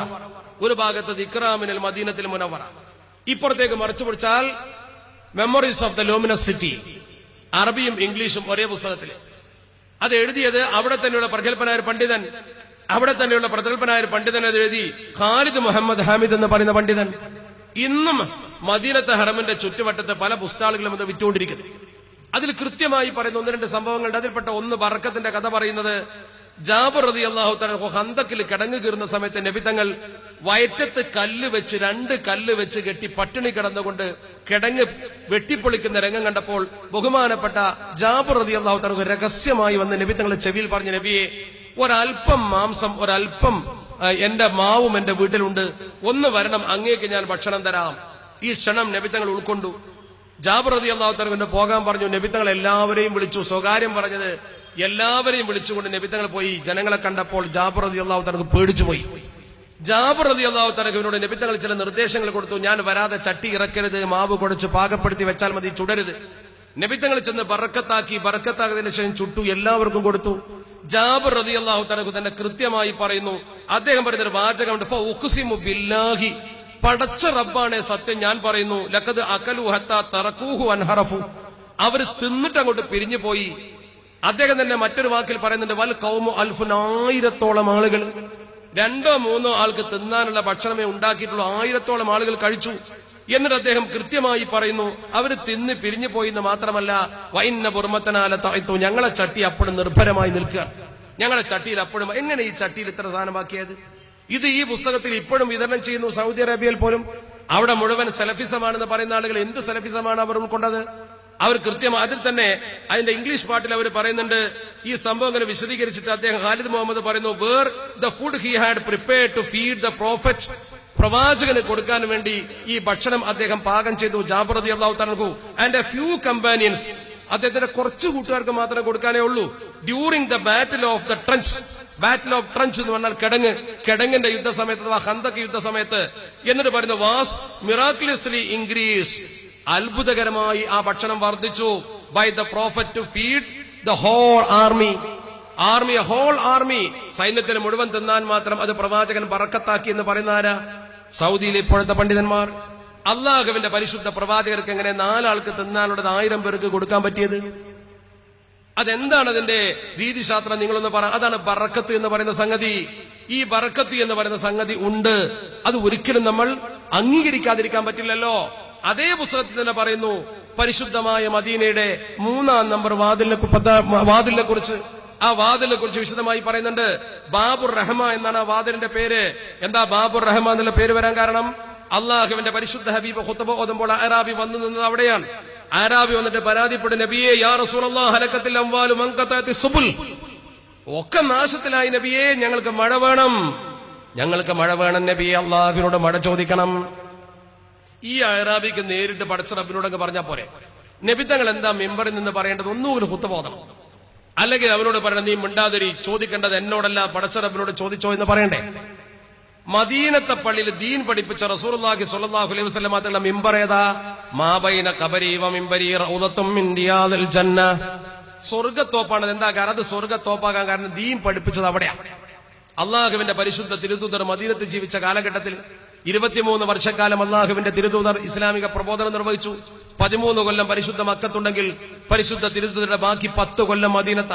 അതിൽ പുറത്തുപോയ സമയമൊക്കെ ഒഴിച്ച് ബാക്കി യുദ്ധത്തിനും മറ്റു ആവശ്യങ്ങൾക്കും പോയ സമയമൊഴിച്ച് ബാക്കി മുഴുവൻ മദീനത്തെ പള്ളിയില. പള്ളിക്ക് ചാരത്താ വീട്. ആ വീടിന്റെയും ഈ മിമ്പറിന്റെയും ഇടയ്ക്കിരുന്നു കൊണ്ടാണ് ഈ ദീൻ അങ്ങ് പഠിപ്പിച്ചു കൊടുത്തത്. സ്വഹാബത്തിന് നിന്നും ഇരുന്നും കിടന്നും പഠിപ്പിച്ച ദീന്. ആ ദീൻ നിലനിർത്തിയ സ്ഥലമാണ് ഇന്ന് റൗള. ആ റൗളയിലുള്ള മിമ്പറിൽ വെച്ചിട്ടാണ് നബി തങ്ങൾ ദീൻ പഠിപ്പിക്കുന്നത്. ലോകത്തിന് പഠിപ്പിക്കുമ്പോൾ നബി തങ്ങൾ എന്താ പഠിപ്പിക്കേണ്ടത്? നീ എന്നോടല്ല മഴ ചോദിക്കേണ്ടത്, അള്ളാഹുവിനോട് ചോദിക്കടാ എന്ന് പറയണ്ടേ? അള്ളാഹുവിന്റെ പരിശുദ്ധ തിരുദൂതരോട് എന്തിനാ ഒന്ന് ചോദിക്കുന്നത്? നിനക്ക് നേരിട്ട് അങ്ങ് പടച്ച റബ്ബിനോട് ചോദിച്ചാൽ പോരെ എന്ന് പറഞ്ഞില്ലല്ലോ. വലു അന്നഹും ഇദ്ലമു അൻഫുസഹും എന്ന് പറഞ്ഞിട്ട് ജാഊക എന്നല്ല ഖുർആൻ പറഞ്ഞത്. തെറ്റ് ചെയ്ത ആളുകൾ നബിയെ നിങ്ങളടുത്ത് വരും, എന്നിട്ട് നിങ്ങൾ അവർക്ക് വേണ്ടി പൊറുക്കലിനെ ചോദിക്കുമെന്നാണ് പറഞ്ഞത്. എന്താ ഇങ്ങനെ പഴയ കാലത്ത് ട്രങ്ക് കോള് ബുക്ക് ചെയ്യുന്ന പോലെ നേരെ അങ്ങ് വിളിച്ചാ പോരെ? എന്താ അങ്ങനെ ചോദിക്കാത്തത്? അതിന്റെ അർത്ഥം അങ്ങനെ ചോദിച്ചെങ്കിലേ പടച്ച റബ്ബിൽ നിന്ന് ഉത്തരം വേഗത്തിൽ കിട്ടൂ. അതുകൊണ്ട് തന്നെ അറാബി നബി തങ്ങളോട് പറഞ്ഞു. നബി തങ്ങൾ ചോദിച്ചു. ചോദിച്ചതിന്റെ ഗുണം കണ്ടല്ലോ. ഇവന്റെ ചോദ്യത്തിന്റെ ഗൗരവം കൊണ്ട് നബി തങ്ങൾ നന്നായി അങ്ങ് ദ്വാരുന്നു. നന്നായി അങ്ങ് ദ്വാ ചെയ്തപ്പോൾ ചരിത്രകാരന്മാർ പറയുന്നു, ഫലാ വല്ലാഹ്, അള്ളാഹുവാണേ സത്യം, 6 ദിവസം പിന്നെ സൂര്യനെ കണ്ടില്ല. ആ ജാതി മഴ. അടുത്ത ആഴ്ച അറാബി വീണ്ടും വന്ന് കേസ് ഫയൽ ചെയ്ത് നബിയെ മതി മഴ ഒന്ന് നിർത്തി കിട്ടാൻ ദ്വാരക്കോന്ന് ചോദിച്ചു. അതാണ് അള്ളാഹുവിന്റെ പരിശുദ്ധ ഹബീബ് അഷ്റഫുൽ ഖൽഖ് മുഹമ്മദ് മുസ്തഫ സ്വല്ലല്ലാഹു അലൈഹി വസല്ലം തങ്ങൾ മഴ തുടങ്ങാനും മഴ അവസാനിപ്പിക്കാനും നബി തങ്ങളെ വന്ന് ദ്വാരപ്പിച്ചു. അവൻ മഹാന്മാരെ കൊണ്ടുവന്ന് ദ്വാരപ്പിക്കുന്നതിന് എന്താ കുഴപ്പം? നമ്മൾ ദുആ ചെയ്തത് പോലെ ആകില്ല വലിയ മഹത്തുക്കൾ ദുആ ചെയ്താൽ. ചിലര് ചെയ്യുന്ന പ്രവർത്തനം നമുക്ക് ഉൾക്കൊള്ളാൻ പറ്റൂല. ഒരു ചെറിയ ഉദാഹരണം ഞാൻ പറയട്ടെ. ഇതൊക്കെ ചരിത്രത്തിൽ കൃത്യമായി രേഖപ്പെട്ട് കിടക്കുമ്പോ നമ്മൾ എന്തിനാ ഇതിനെ നിഷേധിക്കുന്നത്? നമ്മൾ എന്തിനാ ഇതിനെ ആക്ഷേപിക്കുന്നത് എന്ന് കരുതി ലോകത്തുള്ള സകല അന്ധവിശ്വാസങ്ങളെയും നമ്മൾ പേറണ്ട. ആരെങ്കിലും കള്ളത്തരം നടത്തിയാൽ അത് അംഗീകരിക്കരുത്. SKSSFന്റെ പ്രവർത്തകരെ നിങ്ങൾക്കറിയില്ലേ? അവരാണ് ആദ്യമായി നമ്മുടെ കേരളത്തിൽ ജീർണതയ്ക്കെതിരെ ജിഹാദ് നയിച്ചത്. കള്ള ത്വരീഖത്തിന്റെ ആളുകളെ മുഴുവൻ വലിച്ചു പുറത്തിട്ടു. ഷെയ്ഖുന ശംസുലമ ജീവിച്ചിരിക്കുന്ന കാലത്ത് കുരൂർ ചോറ്റൂർ ത്വരീഖത്തുകാരെ മുഴുവൻ വലിച്ചിട്ടു. നിസ്കരിക്കണ്ട എന്ന് പറഞ്ഞ ആൾക്കാരുണ്ടായിരുന്നു. വഅബ്ദു റബ്ബക ഹത്താ യഅതിയകൽ യഖീൻ. അല്ലാഹു ഉണ്ട് എന്ന് ഉറപ്പായ പിന്നെ ആരാധന വേണ്ട, അത് വരെ മതി. അല്ലാഹ് ഉണ്ട് എന്ന് ഉറപ്പാവാറില്ല ആരാധന. വഅബ്ദു റബ്ബക, നിന്റെ റബ്ബിനെ നീ ആരാധിച്ചോ. ഹത്താ യഅതിയകൽ യഖീൻ, എനിക്ക് റബ്ബുണ്ട് എന്ന് ഉറപ്പ് വരുന്നവരെ പിന്നെ വേണ്ട. അപ്പൊ ത്വരീഖത്തിലാണ് ചേർന്നാ പിന്നെ നിസ്കാരം വേണ്ട. കാരണം അല്ലാഹ് ഉണ്ടെന്ന് ഉറപ്പായി. ഇങ്ങനെ പറഞ്ഞ ആളുകളെ സംബന്ധിച്ചിടത്തോളം അതിന്റെ പൊള്ളത്തരം ശരിക്കും സമൂഹത്തെ ബോധ്യപ്പെടുത്തി കൊടുത്തു മഹാന്മാർ. അതിൽ ഒന്നാം നിരുന്ന മഹാനാണ് ഷെയ്ഖുന ശംസുൽ ഉലമ. ഒരു കാരണവശാലും നമ്മുടെ സമുദായം തെറ്റ് പ്രോത്സാഹിപ്പിച്ചിട്ടില്ല. അതുകൊണ്ട് തന്നെ മഹാന്മാർ പറഞ്ഞതേ സമത്തെയും പറയുന്നുള്ളൂ, ജമിയത്തുൽ മുഅല്ലിമീനും പറയുന്നുള്ളൂ. അഹമ്മദ് കോയ ഷാലിയാത്തി തങ്ങൾ എന്താ പറഞ്ഞത്? അബൂ യദീസുൽ ബിസ്താമി തങ്ങൾ തന്റെ ശിഷ്യന്മാരോട് പറഞ്ഞത് തന്നെ. ബിസ്താമി തങ്ങൾ തന്റെ ശിഷ്യന്മാരെ വിളിച്ചിട്ട് പറഞ്ഞു, നിങ്ങൾ ഒരിക്കലും വഞ്ചിതരാവരുത്. ലോ അന്ന റജുലൻ ബസത മുസല്ലാഹു ഫിൽ ബഹർ, ഒരാള് കടലിൽ മുണ്ടിട്ട് നിസ്കരിക്കുന്നത് നിങ്ങൾ കണ്ടു. കടലിൽ മുണ്ടിട്ട് അങ്ങ് നിസ്കരിച്ചു. കുറച്ചങ്ങോട്ട് പോയിട്ട് അറബിക്കടലിന്റെ തീരത്ത് എന്നിട്ട് ബഹറിൽ തിരമാലയ്ക്ക് മുകളിൽ മുസല്ല വിരിച്ച് നിസ്കരിച്ചാൽ എങ്ങനെ ഉണ്ടാവും? ഔ തറബ്ബഅ ഫിൽ ഹവാ, അല്ലെങ്കിൽ വായുമണ്ഡലത്തിൽ ചമ്രം പടിഞ്ഞിരുന്നു. ഒരാൾ ഇവിടെ ഇങ്ങനെ ഹെലികോപ്റ്റർ പോലെ നിന്ന് കറങ്ങിയാൽ എങ്ങനെ ഉണ്ടാവും? നൂലും വെള്ളം ഊതിക്കാൻ കൗമ ക്യൂ നിൽക്കൂല ഇവിടെ. മഹാനവർകൾ പറഞ്ഞു, ദീൻ പറഞ്ഞ എന്താ? ഫലാ തഗ്തറൂ ബിഹി, ചതിയിൽ കുടുങ്ങാൻ പോണ്ട. ആകാശത്ത് കൂടെ പറന്നാലും വെള്ളത്തിൽ നടന്നാലും ഒന്നും വലിയാവൂല, അതൊന്നും വലിയാവൂല. എന്തു ചെയ്യണം? ഹത്താ തൻളുറു, നിങ്ങൾ അവനെ നിരീക്ഷിച്ചു കൊണ്ടിരിക്കണം. കൈഫ തജിദൂനഹു, അവൻ എങ്ങനെയാണ് എന്ന് നിങ്ങൾക്ക് ബോധ്യമാകുന്നത് വരെ. ഏത് വിഷയത്തിൽ? ഫിൽ അംരി വൻ നഹി വ ഹിഫ്ദിൽ ഹുദൂദി വ അദാഇ ശരീഅ, പരിശുദ്ധ ദീനുൽ ഇസ്ലാമിന്റെ ഈ മാനദണ്ഡങ്ങളിൽ വിധിവിലക്കുകൾ പാലിക്കുന്നുണ്ടോ, ഹദ്ദുകൾ പാലിക്കുന്നുണ്ടോ എന്ന് കൃത്യമായി നോക്കുക. എന്നിട്ട് നിങ്ങൾ അവനെ വലിയാക്കാൻ പോയാൽ മതി. അത്ഭുതം കാണിച്ചതുകൊണ്ട് വലിയാവില്ല. അത്ഭുതം കാണിച്ചവനൊക്കെ വലിയല്ല. വലിയ അത്ഭുതം കാണിക്കുമെന്നേ ഉള്ളൂ. വലിയ അത്ഭുതം കാണിക്കുന്ന വിറ്റ് കാശാക്കാനല്ല, അന്നം തേടാനല്ല, വയറ്റപ്പടപ്പനല്ല. ജനങ്ങൾക്ക് ആവശ്യമുള്ളപ്പോൾ അത് പ്രദർശിപ്പിച്ചു കൊടുക്കും, അവർക്ക് യഖീൻ ഉണ്ടാകാൻ വേണ്ടി. അല്ലാതെ അത് ഒരു ഉപജീവനമാക്കി മാറ്റിവെച്ച ഒരു ചരിത്രത്തിൽ നമുക്ക് ആരെയും കാണുന്നില്ല. ആ ആളുകൾ ചെയ്യുന്ന പ്രവർത്തനം അത്ഭുതകരമായിരിക്കും. അവർക്ക് എന്തെങ്കിലും അത്യാവശ്യം വന്നാൽ അവർ ചെയ്യും. ഉദാഹരണം, അള്ളാഹുവിന്റെ പരിശുദ്ധ തിരുദൂതർ അഷ്റഫുൽ ഖൽഖ് മുഹമ്മദ് മുസ്തഫ സ്വല്ലല്ലാഹു അലൈഹി വസല്ലം തങ്ങളുടെ പ്രബോധന കാലാരംഭം. ആ കാലാരംഭത്തിൽ നബി തങ്ങൾ ഒരു വഴിക്ക് ഇങ്ങനെ പോകുന്നു. സിദ്ദീഖുൽ അക്ബർ തങ്ങളുണ്ട്. അബ്ദുല്ലാഹ് ബിൻ മസ്ഊദ് റളിയല്ലാഹു തആലയെ കുറിച്ച് ചരിത്രത്തിൽ നമുക്കറിയാമല്ലോ. അന്ന് അബ്ദുല്ലാഹ് ബിൻ മസ്ഊദ് റളിയല്ലാഹു തആല ഇസ്ലാമിന്റെ പടിക്ക് പുറത്താണ്. അദ്ദേഹം ഇസ്ലാമിലേക്ക് വന്നിട്ടില്ല. ഇബ്നു മസ്ഊദ് റളിയല്ലാഹു തആലയുടെ താരീഖ് എടുത്ത് പഠിച്ചു നോക്കൂ, കുട്ടികൾക്ക് കാണാൻ കഴിയും, ചരിത്ര ബോധമുള്ളവർക്ക് പഠിക്കാൻ സാധിക്കും. അബ്ദുല്ലാഹ് ബിൻ മസ്ഊദ് റളിയല്ലാഹു തആല ഉഖബത്ത് ബിൻ അബീ മുഖൈത്തിന്റെ ആടുകളെ മേച്ചുകൊണ്ട് നടക്കുന്ന ഇടയനാണ്. ഉഖബത്ത് ബിൻ അബീ മുഖൈത്തിന്റെ ആടുകളെ മേച്ചുകൊണ്ട് ഒരു കൊച്ചുകുട്ടി, ഒരു ബാലൻ, അദ്ദേഹത്തിന്റെ പേര് ലോക പ്രശസ്തനായ അബ്ദുല്ലാഹ് ബിൻ മസ്ഊദായി മാറിയ മഹാൻ ആ അബ്ദുള്ള. ആ കുട്ടി ആടുകളെ മേച്ചുകൊണ്ട് നടക്കുന്നു. രണ്ട് അപരിചിതരായ ആളുകൾ പറമ്പിലൂടെ കടന്നു വരുന്നു. രണ്ട് അപരിചിതർ. ചരിത്രം പറയുന്നു, ഒന്ന് അള്ളാഹുവിന്റെ തിരുദൂതർ അഷ്റഫുൽ ഖൽഖ് മുഹമ്മദ് മുസ്തഫ സല്ലല്ലാഹു അലൈഹി വസല്ലം, രണ്ടാമത്തെ സിദ്ദീഖുൽ അക്ബർ റളിയല്ലാഹു തആല അൻഹു. രണ്ടുപേരും വന്നിട്ട് ചോദിച്ചു, നബി തങ്ങൾ ചോദിച്ചു അത്രേ, ഒരു കുട്ടിക്ക് ഇതൊരാളെന്നേ അറിയുള്ളൂ, ചെറിയ കുട്ടിയല്ലേ, ചോദിച്ചു അല്പം ഒരു പാല് ഞങ്ങൾക്ക് തരാൻ പറ്റുമോ എന്ന് ചോദിച്ചു. അല്പം പാല് തരാൻ പറ്റുമോ എന്ന് ചോദിച്ചപ്പോൾ ഈ കുട്ടി പറഞ്ഞു, ലാ അഫ്അലു, ഞാനത് ചെയ്യൂല. കാരണം എന്താ, വൽ ഗനമു ലൈസത്ത് ലീ, ആട് എന്റേതല്ല, വഅന അലൈഹാ മുഅ്തമൻ, എന്നെ വിശ്വസിച്ചേൽപ്പിച്ച ഒരു ചരക്കായി ഇത്, ഞാൻ ഇടയനാണ്, എനിക്ക് അങ്ങനെ തരാൻ പറ്റൂല. അപ്പൊ അള്ളാഹുവിന്റെ പരിശുദ്ധ തിരുത്തറ കുട്ടിയെ വിളിച്ചിട്ട് പറഞ്ഞു, മോനെ ദുല്ലനി അലാ ഷാത്തിൻ ലം യൻസു അലൈഹാ ഫഹ്ലുൻ, ലം യൻസു അലൈഹാ ഫഹ്ലുൻ എന്ന് പറഞ്ഞാൽ അതിന്റെ അറബി പ്രയോഗാർത്ഥം ഈ എണ ചേരാത്ത അഥവാ കൂറ്റനാടുമായി സന്ധിക്കാത്ത ഒരു ആടിനെ നീ എനിക്ക് കാണിച്ചു തരുമോ എന്ന് പറഞ്ഞാൽ ഒരിക്കലും പാല് ചുരത്താൻ സാധ്യതയില്ലാത്ത ഒരാടിനെയാണ് പറയുന്നത്. കാരണം എണ ചേരാത്ത പ്രസവിക്കാത്ത ഒരു ആടിന് പാലുണ്ടാവില്ലല്ലോ. അങ്ങനെ നബി തങ്ങൾ പറഞ്ഞു, എനിക്ക് അങ്ങനെയുള്ള ഒരു കൊച്ചു ആടിനെ നീ കാണിച്ചു തരാമോ മോനെ? ഫഅശാറൽ ഗുലാമു, ആ കുട്ടി കാണിച്ചു കൊടുത്തു, ഇലാ ഷാത്തിൻ സ്വഈറത്തിൻ, ഒരു ചെറിയ ആട്ടിൻകുട്ടിയെ. ആ ആട്ടിൻകുട്ടി ഇണ ചേർന്നിട്ടില്ല, ആട്ടിൻകുട്ടിക്ക് അകിടില്ല, ആട്ടിൻകുട്ടിക്ക് ഗർഭമില്ല, പ്രസവിച്ചിട്ടില്ല. അങ്ങനത്തെ ഒരു കൊച്ചു ആട്ടിൻകുട്ടിയെ കാണിച്ചു കൊടുത്തു. നബി തങ്ങൾ ആ ആട്ടിൻകുട്ടിയെ അങ്ങ് പിടിച്ചുകൊണ്ടുവന്നു. എന്നിട്ട് ആ കുട്ടി തന്നെ പറയുന്നു, അബ്ദുല്ലാഹ് ബിൻ മസ്ഊദ് തങ്ങൾ പറയുന്നു, നബി തങ്ങൾ ആടിന്റെ അകിടിൽ ഇങ്ങനെ തടവിയപ്പോൾ ആ അകിടിങ്ങനെ വികസിച്ചു വന്നു. വികസിച്ചു വന്നപ്പോൾ ആ നബി തങ്ങൾ സിദ്ദീഖുൽ അക്ബർ തങ്ങൾ കൊണ്ടുവന്ന ഒരു കല്ല് പോലുള്ള ഒരു പാത്രത്തിലേക്ക് ആ പാലിങ്ങനെ കറന്നെടുത്തു എന്ന് മാത്രമല്ല, ശരിബ മിൻഹു ഹുവ, നബി തങ്ങൾ അതിൽ നിന്ന് കുടിച്ചു. സ്വാഹിബുഹു, കൂടെ ഉള്ള ആളും കുടിച്ചു. നബി തങ്ങൾ എന്ന് പറയുന്നില്ല, ഹുവാന്നേ പറയുന്നുള്ളൂ, കുട്ടിക്കാളെ മനസ്സിലായിട്ടില്ല. അയാളും കുടിച്ചു, കൂടെയുള്ള ആളും കുടിച്ചു. സുമ്മ സക്കാനി, പോരെ എന്നെ കുടിപ്പിക്കുകയും ചെയ്തു. എന്നെ കുടിപ്പിച്ചു മഅഹുമ, അവര് രണ്ടാളുടെ കൂടെ തന്നെ കുടിപ്പിച്ചു. എന്നെയും കുടിപ്പിച്ചു, അവർ രണ്ടുപേരും കുടിച്ചു. മാത്രമല്ല വാന ലാ ആഖദു ഉസദ്ദിഖുമാ അറ, എനിക്ക് ആ കണ്ടത് വിശ്വസിക്കാൻ ഇപ്പോഴും പറ്റുന്നില്ല. എനിക്ക് കാരണം പ്രസവിക്കാത്ത ഒരു കൊച്ചു ആടിന്റെ അകിടിൽ കൈ വെച്ചുകൊണ്ട് പാല് കറന്ന് എന്നെയും കുടിപ്പിച്ചു. മാത്രമല്ല ശേഷം അകിടിനെ ഇങ്ങനെ തട്ടിയപ്പോൾ അത് പൂർവ്വസ്ഥിതി പ്രാപിക്കുകയും ചെയ്തു. എനിക്കത് വിശ്വസിക്കാനാകുന്നില്ല. ഞാൻ അത്ഭുതപ്പെട്ടു പോയി. എനിക്ക് ഇപ്പോഴും ആ വെള്ളം കുടിച്ചത് വിശ്വസിക്കാനാകാത്തൊരനുഭവമാണ്. അങ്ങനെ അത്ഭുതത്തോടെ ഞാൻ നിൽക്കുമ്പോൾ ആ മനുഷ്യനോട് ഞാൻ പറഞ്ഞു, അല്ലിംനീ മിൻ ഇൽമിക, നിങ്ങളെ ഇൽമൊന്ന് എനിക്ക് പഠിപ്പിച്ചു തരുമോ എന്ന് ഞാൻ ഭവ്യതയോടെ ചോദിച്ചൊരു ബഹുമാനം കാണിച്ചു. മുസ്ലിം ആയിട്ടില്ല. അല്ലിംനീ മിൻ ഇൽമിക. അപ്പൊ നബി തങ്ങൾ ഈ കുഞ്ഞിനെ അനുഗ്രഹിച്ചുകൊണ്ട് പറഞ്ഞു, ഇന്നക ഉലാമും മുഅല്ലം, ഇന്നക ഉലാമും മുഅല്ലം എന്ന് നബി തങ്ങൾ പറഞ്ഞു. ആ പറഞ്ഞത് പിൽക്കാലത്ത് അപ്പടി ഫലിച്ചു. അനുഗ്രഹീതനായ ഒരു കുട്ടിയായി മാറി. എത്രത്തോളം? അള്ളാഹുവിന്റെ പരിശുദ്ധ ഖുർആനിൽ ഇത്ര ആഴത്തിൽ പാണ്ഡിത്യമുള്ള ഒരു മനുഷ്യൻ ചരിത്രത്തിലാരാ? ഒരിക്കലൊരു സംഭവം കാണാൻ താരീഖിന്റെ കിതാബിൽ അറഫ സംഗമത്തിൽ ബഹുമാനപ്പെട്ട ഉമറുൽ ഫാറൂഖ് തങ്ങൾ കൂഫക്കാരായ ഒരു പ്രതിനിധി സംഘത്തെ കണ്ടു. അവർ വലിയ കൗതുകത്തോടുകൂടി ഉമറുൽ ഫാറൂഖ് തങ്ങളോട് പറഞ്ഞു, ഞങ്ങളുടെ നാട്ടിൽ മനസ്സ് നിറയെ ഖുർആനുള്ള ഒരു മനുഷ്യനുണ്ട്. അയാളെ മനസ്സ് മുഴുവനും ഖുർആനാണ്. ഒരുപാട് ഇൽമുകൾ, മഅലൂമാത്ത് അദ്ദേഹത്തിന് ഖുർആനെ കുറിച്ചുണ്ട്. അത്ര വലിയ മഅലൂമാത്താണ് അദ്ദേഹത്തിനുള്ളത്. ഉമർ റളിയല്ലാഹു തആല കോപം സഹിക്കാൻ കഴിഞ്ഞില്ല, ദേഷ്യം പിടിച്ചു. കാരണം അള്ളാഹുവിന്റെ ഖുർആനിൽ എത്ര വിജ്ഞാനം നേടിയാലും അത്ര വലിയ വിജ്ഞാനമൊന്നും അതാകൂല. ആരാണിതെന്ന് ചോദിച്ചു, ദേഷ്യം പിടിച്ചു. എന്താ നിങ്ങൾ മനസ്സിലാക്കിയത്, ഖുർആനല്ലേ എന്നൊക്കെ പറഞ്ഞ് അദ്ദേഹം ദേഷ്യപ്പെട്ടു എന്നാണ്. പക്ഷെ അവര് പറഞ്ഞു അത് അബ്ദുല്ലാഹ് ബിൻ മസ്ഊദ് റളിയല്ലാഹു തആല ആണ്. ഉമർ റളിയല്ലാഹു തആലയുടെ ദേഷ്യങ്ങൾ തണുത്തു. കാരണം അദ്ദേഹത്തെ അതുണ്ടാവുന്ന അദ്ദേഹത്തിന് അറിയാം. ആ മനുഷ്യനെ കുറിച്ച് അദ്ദേഹം മദീനത്തെ വെച്ച് പരിചയപ്പെട്ടിട്ടുണ്ട്. അതുകൊണ്ട് തന്നെ ആ പേര് കേട്ടപ്പോഴേക്കും ഉമർ തങ്ങൾ ഇങ്ങനെ തണുത്തു എന്നാ താരീഖിൽ. എന്നിട്ട് അദ്ദേഹം പറഞ്ഞു, വല്ലാഹി മാ അലമ അന്നഹു ബഖിയ അഹദും മിനൻ നാസി അഹഖു ബിഹാദൽ അംരി മിൻഹു. ഈ വിഷയത്തിൽ അദ്ദേഹത്തെ പോലെ യോഗ്യനായ ഒരാൾ എവിടെയും ജീവിച്ചിരിപ്പുണ്ടെന്ന് എനിക്ക് തോന്നുന്നില്ല. അതിന് യോഗ്യൻ അദ്ദേഹം തന്നെയാണ്. നിങ്ങൾ പറഞ്ഞത് റൈറ്റ്. അദ്ദേഹം അത് സമ്മതിച്ചു. നോക്ക് നിങ്ങൾ, അത്ര വലിയ മുഅല്ലമായി പഠിപ്പിക്കപ്പെട്ട വ്യക്തിയായി, ജ്ഞാനിയായി അബ്ദുല്ലാഹ് ബിൻ മസ്ഊദ് തങ്ങൾ മാറി. ഈ സംഭവത്തിന്റെ സാക്ഷ്യപത്രം ചരിത്രം രേഖപ്പെടുത്തുമ്പോൾ ഇമാം ബുഖാരി തങ്ങൾ ഉദ്ധരിക്കുമ്പോൾ പ്രസവിക്കാത്ത ഒരു കൊച്ചു ആടിന്റെ അകിടിൽ നിന്ന് എങ്ങനെയാ പാല് ചുരത്തൽ? ആ രീതിശാസ്ത്രം നമുക്ക് മനസ്സിലാവുന്നില്ലല്ലോ. അതല്ലേ നമ്മൾ ചിന്തിക്കേണ്ടത്? അതൊക്കെ തന്നെയാണ് പറയുന്നത്. കനിയില്ലാ കാലം കനിയെ കൊടുത്തോവർ. അത് ഓവറാന്ന് പറഞ്ഞാൽ കുറച്ച് ബുദ്ധിമുട്ടല്ലേ? അതേ നമ്മൾ പറയുന്നുള്ളൂ. അതൊക്കെ സാധാരണ മിതം തന്നെയാണ് എന്ന് കരുതി ഒരാൾ പറഞ്ഞാലും വിശ്വസിക്കൂല ഞങ്ങൾ.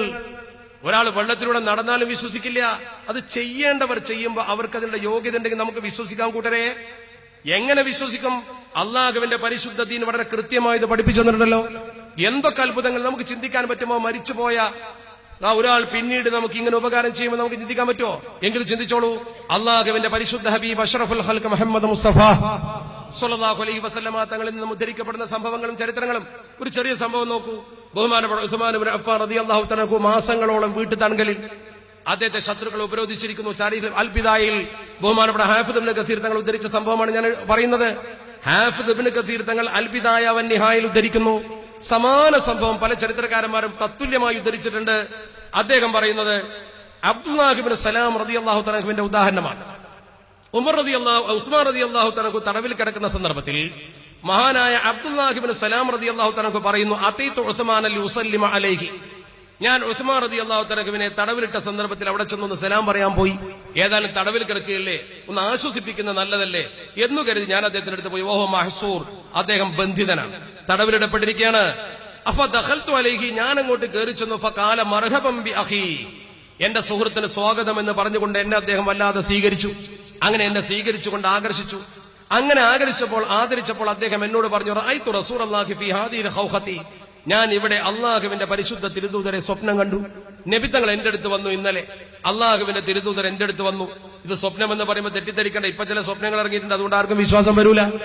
സത്യത്തെ മിഥ്യാവൽക്കരിക്കുന്ന ചില ആളുകൾ വന്നപ്പോഴുണ്ടായൊരു കുഴപ്പമാണ്. ഞാൻ ആ ഭാഗത്തേക്ക് കടക്കുന്നില്ല. ഇദ്ദേഹം പറഞ്ഞു, അബ്ദുല്ലാഹ് ഇബ്നു സലാം തങ്ങളോട് പറയുന്നതാരാ? ദുന്നൂറൈൻ ഉസ്മാൻ ഇബ്നു അഫ്ഫാൻ റളിയല്ലാഹു തആല അൻഹുമാ. അദ്ദേഹം പറയുന്നു, എന്റെ അടുത്തേക്ക് അള്ളാഹുവിന്റെ പരിശുദ്ധ തിരുദൂതർ വന്നു. ഫഖാല, നബിതങ്ങൾ എന്നോട് ചോദിച്ചു. ഇന്നലെ രാത്രിയിൽ അനുഭവം വിശദീകരിക്കാം. ഇന്നലെ നടന്ന ഒരു സംഭവം വിശദീകരിക്കുന്നു. യാ ഉസ്മാൻ ഹസ്സറൂക, ഉസ്മാനെ നിന്നെ അവർ തടവിലിട്ടോ? ഫഖുൽതു നഅം, അതെ. വഅത്തശൂക, നിനക്കവർ ദാഹം തന്നോ എന്ന് പറഞ്ഞാൽ നിന്നെ അവര് വെള്ളം കിട്ടാതെ വിഷമിപ്പിച്ചുവോ? ഫഖുൽതു നഅം, അതെ, എനിക്ക് ദാഹമുണ്ട്, വിഷമമുണ്ട്. നല്ല ഒരു ഭക്ഷണം കഴിക്കാനോ വെള്ളം കുടിക്കാനോ എനിക്ക് സാധ്യമാകാത്ത വിധം ഞാൻ തടവിലാണ് നബിയെ. അള്ളാഹുവിന്റെ പരിശുദ്ധ തിരുദൂതരുടെ പ്രിയപ്പെട്ട ശിഷ്യനായ ഉസ്മാൻ റളിയല്ലാഹു തആല തടവിൽ കിടക്കുമ്പോൾ നബിതങ്ങൾ അടുത്ത് വന്ന് ചോദിച്ചു, ഉസ്മാനെ നിനക്ക് ദാഹമുണ്ടോ? ഉസ്മാനെ നിനക്ക് വിഷമമുണ്ടോ? പറയുന്നതാരാ? എന്നോട് നബിതങ്ങൾ ചോദിച്ചുവെന്ന് ഉസ്മാൻ ഇബ്നു അഫ്ഫാൻ തങ്ങൾ പറയുന്നു. എന്നിട്ട് ഉസ്മാൻ ഇബ്നു അഫ്ഫാൻ തങ്ങൾ പറയുന്ന വാക്കെന്താണ്? ഫഖുൽതു നഅം, ഞാൻ അതെ എന്ന് പറഞ്ഞപ്പോൾ ഫഅദ്ലാ ദൽവൻ ഫീഹി മാ, വെള്ളത്തിന്റെ ഒരു ബക്കറ്റ് എന്റെ മുമ്പിലേക്ക് നബിതങ്ങൾ നീട്ടിത്തന്നു. വെള്ളപ്പാത്രം നബിതങ്ങൾ എനിക്ക് നീട്ടിത്തന്നു. ഫശരിബ്തു, ഞാൻ കുടിച്ചു. നബിതങ്ങൾ നീട്ടിത്തന്ന ആ പാത്രത്തിൽ നിന്ന് ഞാൻ കുടിച്ചു. ഹത്താ റവൈതു, എനിക്ക് ദാഹം മാറുന്നത് വരെ. ഹത്താ, എത്ര ഞാൻ കുടിച്ചുവെന്നറിയുമോ? കൃത്യമായി അദ്ദേഹം അതിന്റെ അറ്റം വിശദീകരിക്കുന്നു. ഇന്നീല അജ്ദു ബർദഹു, ആ കുടിച്ച വെള്ളത്തിന്റെ തണുപ്പ് എനിക്ക് ശരിക്കും ആസ്വദിക്കാൻ കഴിയുന്നുണ്ട്.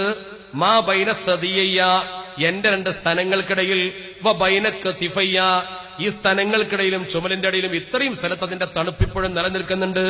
അത്ര വലിയ തണുപ്പുള്ള നല്ല ഒരു ജലം എനിക്ക് നബിതങ്ങൾ കുടിപ്പിച്ചു. മാത്രമല്ല അള്ളാഹുവിന്റെ തിരുദൂതർ എന്നോട് നേരിട്ട് ചോദിച്ചു, ഇൻ ശിഅ്ത നുസ്റത അലൈഹിം, നിനക്ക് താല്പര്യമുണ്ടോ? ഇവർക്ക് എതിരെ നിനക്ക് സഹായം ഞാൻ തരാം. ഈ വളഞ്ഞവരെ പാഠം പഠിപ്പിക്കാൻ സഹായം തരാം. ഫൈൻ ശിഅ്ത അഫ്തർത ഇൻദനാ, അതല്ല നോമ്പുകാരനായി ഇരിക്കുന്ന നിങ്ങൾക്ക് പകൽ സമയത്ത് നോമ്പ് നോറ്റുകൊണ്ട് എന്റെ അടുത്തേക്ക് നോമ്പ് തുറക്കാൻ പോരണോ ഉസ്മാനെ? ഇവരെ ജയിച്ചടക്കണോ അതോ അവരുടെ കയ്യാൽ മരിച്ചുകൊണ്ട് എന്റെ അടുത്തേക്ക് വന്ന് നോമ്പ് തുറക്കണോ? ഉസ്മാൻ തങ്ങൾ പറയുന്നു, വഖ്തർതു അൻ ഉഫ്തിറ ഇൻദഹു, നബി തങ്ങൾ അടുത്ത് പോയിട്ട് നോമ്പ് തുറക്കാമെന്ന് ഞാൻ കരുതി. ഫഖുതില, അദ്ദേഹം കൊല്ലപ്പെട്ടു. ദാലിക്കൽ യൗം, അന്ന് വൈകുന്നേരം കൊല്ലപ്പെട്ടു എന്ന് ചരിത്രം കൃത്യമായി പറയുന്നു. നോക്ക് നിങ്ങൾ, നബി തങ്ങൾ നേരിട്ട് തടവറയിൽ വരിക, നബിത്തങ്ങൾ ബക്കറ്റിൽ വെള്ളം കൊടുക്കുക, അതിന്റെ തണുപ്പ് എനിക്ക് ഇപ്പോഴും അനുഭവപ്പെടുന്നുണ്ടെന്ന് പറയുക, നീ നോമ്പ് തുറക്കാൻ എന്റെ അടുത്തേക്ക് പോരുന്നുണ്ടോ എന്ന് നബിത്തങ്ങൾ ചോദിക്കുക, ആഗ്രഹിച്ചപ്പോൾ അതുപോലെ നടപ്പാവുക. ഇത് ചെയ്തു കൊടുത്തതാരാ? അഷ്റഫുൽ ഖൽഖ് മുഹമ്മദ് മുസ്തഫ. നിങ്ങൾ ആലോചിച്ച് നോക്കൂ, ഈ താരീഖിനെ നിഷേധിക്കാൻ പറ്റുമോ നമുക്ക്? ഇതൊക്കെ ദീനാണ് എന്ന് കരുതി സകല അന്ധവിശ്വാസവും നമ്മൾ അംഗീകരിക്കലല്ല. ഇത് ദീനാണ് കൂട്ടരെ. ഇബ്നുൽ അജൂസ് എന്ന് പറയുന്ന ഒരു പെണ്ണ്, ഒരു വയസ്സത്തി, ഇബ്നുൽ അജൂസ് വയസ്സത്തിയുടെ മകൻ, ഈ വയസ്സത്തിന്റെ മകൻ മരിച്ചപ്പോൾ അതിന് ദുഃഖമുണ്ടായി. ഈസാ നബി അലൈഹി സ്വലാത്തു വസ്സലാമിന് ഒരു പ്രത്യേകത ഉണ്ടായിരുന്നു, മരിച്ചവരെ ഹയാത്താക്കും.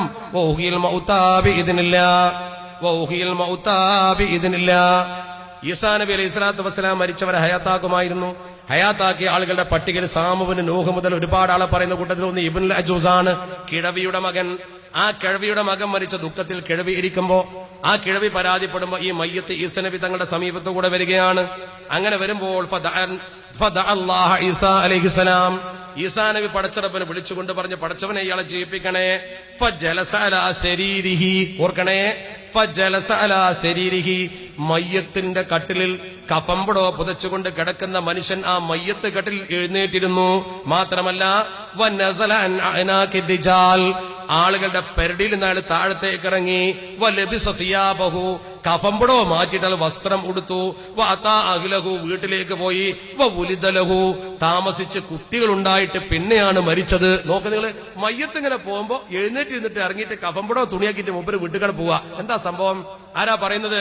ഇമാം റാസി തങ്ങളൊക്കെ തഫ്സീറിൽ മനോഹരമായി പറഞ്ഞു. ഖുർആൻ പറഞ്ഞു, തൗഹീദ് പഠിപ്പിക്കാമെന്ന പ്രവാചകനാണ് ഈ ചെയ്യുന്നത്. ഇതിന് സമാനമായ നിരവധി പ്രവർത്തനങ്ങൾ അള്ളാഹുവിന്റെ തിരുദൂതർ അഷ്റഫുൽ ഖൽഖ് മുഹമ്മദ് മുസ്തഫ സ്വല്ലല്ലാഹു അലൈഹി വസല്ലമ തങ്ങൾ ചെയ്തിട്ടുണ്ടല്ലോ.